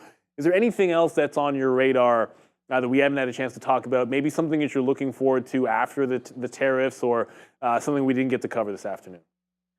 The biggest thing that stood out to me, I think, was the overperformance here in RSP. So, right, I talk about this a lot. I feel like a bit of a broken record, but the RSP shows a better understanding of the average large cap stock. So, SP 500 is cap weight, which means if NVIDIA goes down a lot and 100 other smaller stocks move up, then the S&P 500 could still be down. But the RSP weights every stock in the market or in the S&P 500 equally. So when it outperforms like this, being up nearly 1% today, and just look at it in relation to the March low compared to the SPY, in relation to the March low, right? The SPY undercut the low and bounced. RSP, we still haven't gotten close to that. That's showing me that this is a tech-driven sell-off. And if you want to be the hero to come in and buy the dip in tech, absolutely go ahead and do that.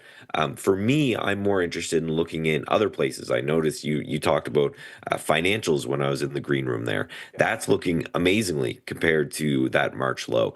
There's a bunch of other sectors out there, and I know I've been saying this for pretty much the entire year, but it may not be the year for tech. It may be the year for other sectors in the market, and I want to go and I want to look at those. So although I talked about AVGO, which is tech, some of these other names that are getting interesting to me are names LEU, for example, which is an energy play. Energy is looking interesting to me. Financials are looking interesting to me. So just broaden your horizon just a little bit. Get outside of the large cap tech bubble and just start to hunt around at things that are doing a little bit better.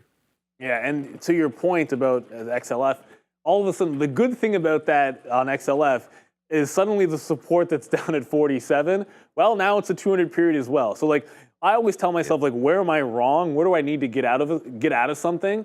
If you're taking a trade or a swing trade, day trade, doesn't matter what it is. But when that becomes even more obvious, sometimes it's easy to like the trade a little bit more the next time it comes through. That's why I like that XLF. And shout out to you. I appreciate you talking about some names that maybe we haven't covered, LEW as well in there. Michael, it's always an absolute pleasure to have you on the show, and especially giving your insights. When we talk about days like today and everyone's panicking in the morning, those are the days it's important to take a step back, breathe a little bit, keep the bigger picture in mind. I'll tell you right now, I didn't go long anything until the afternoon. So I'm speaking as somebody who, like last time this happened, I felt like I had no trouble going long off the open. Maybe it's because the futures were down more. I don't know.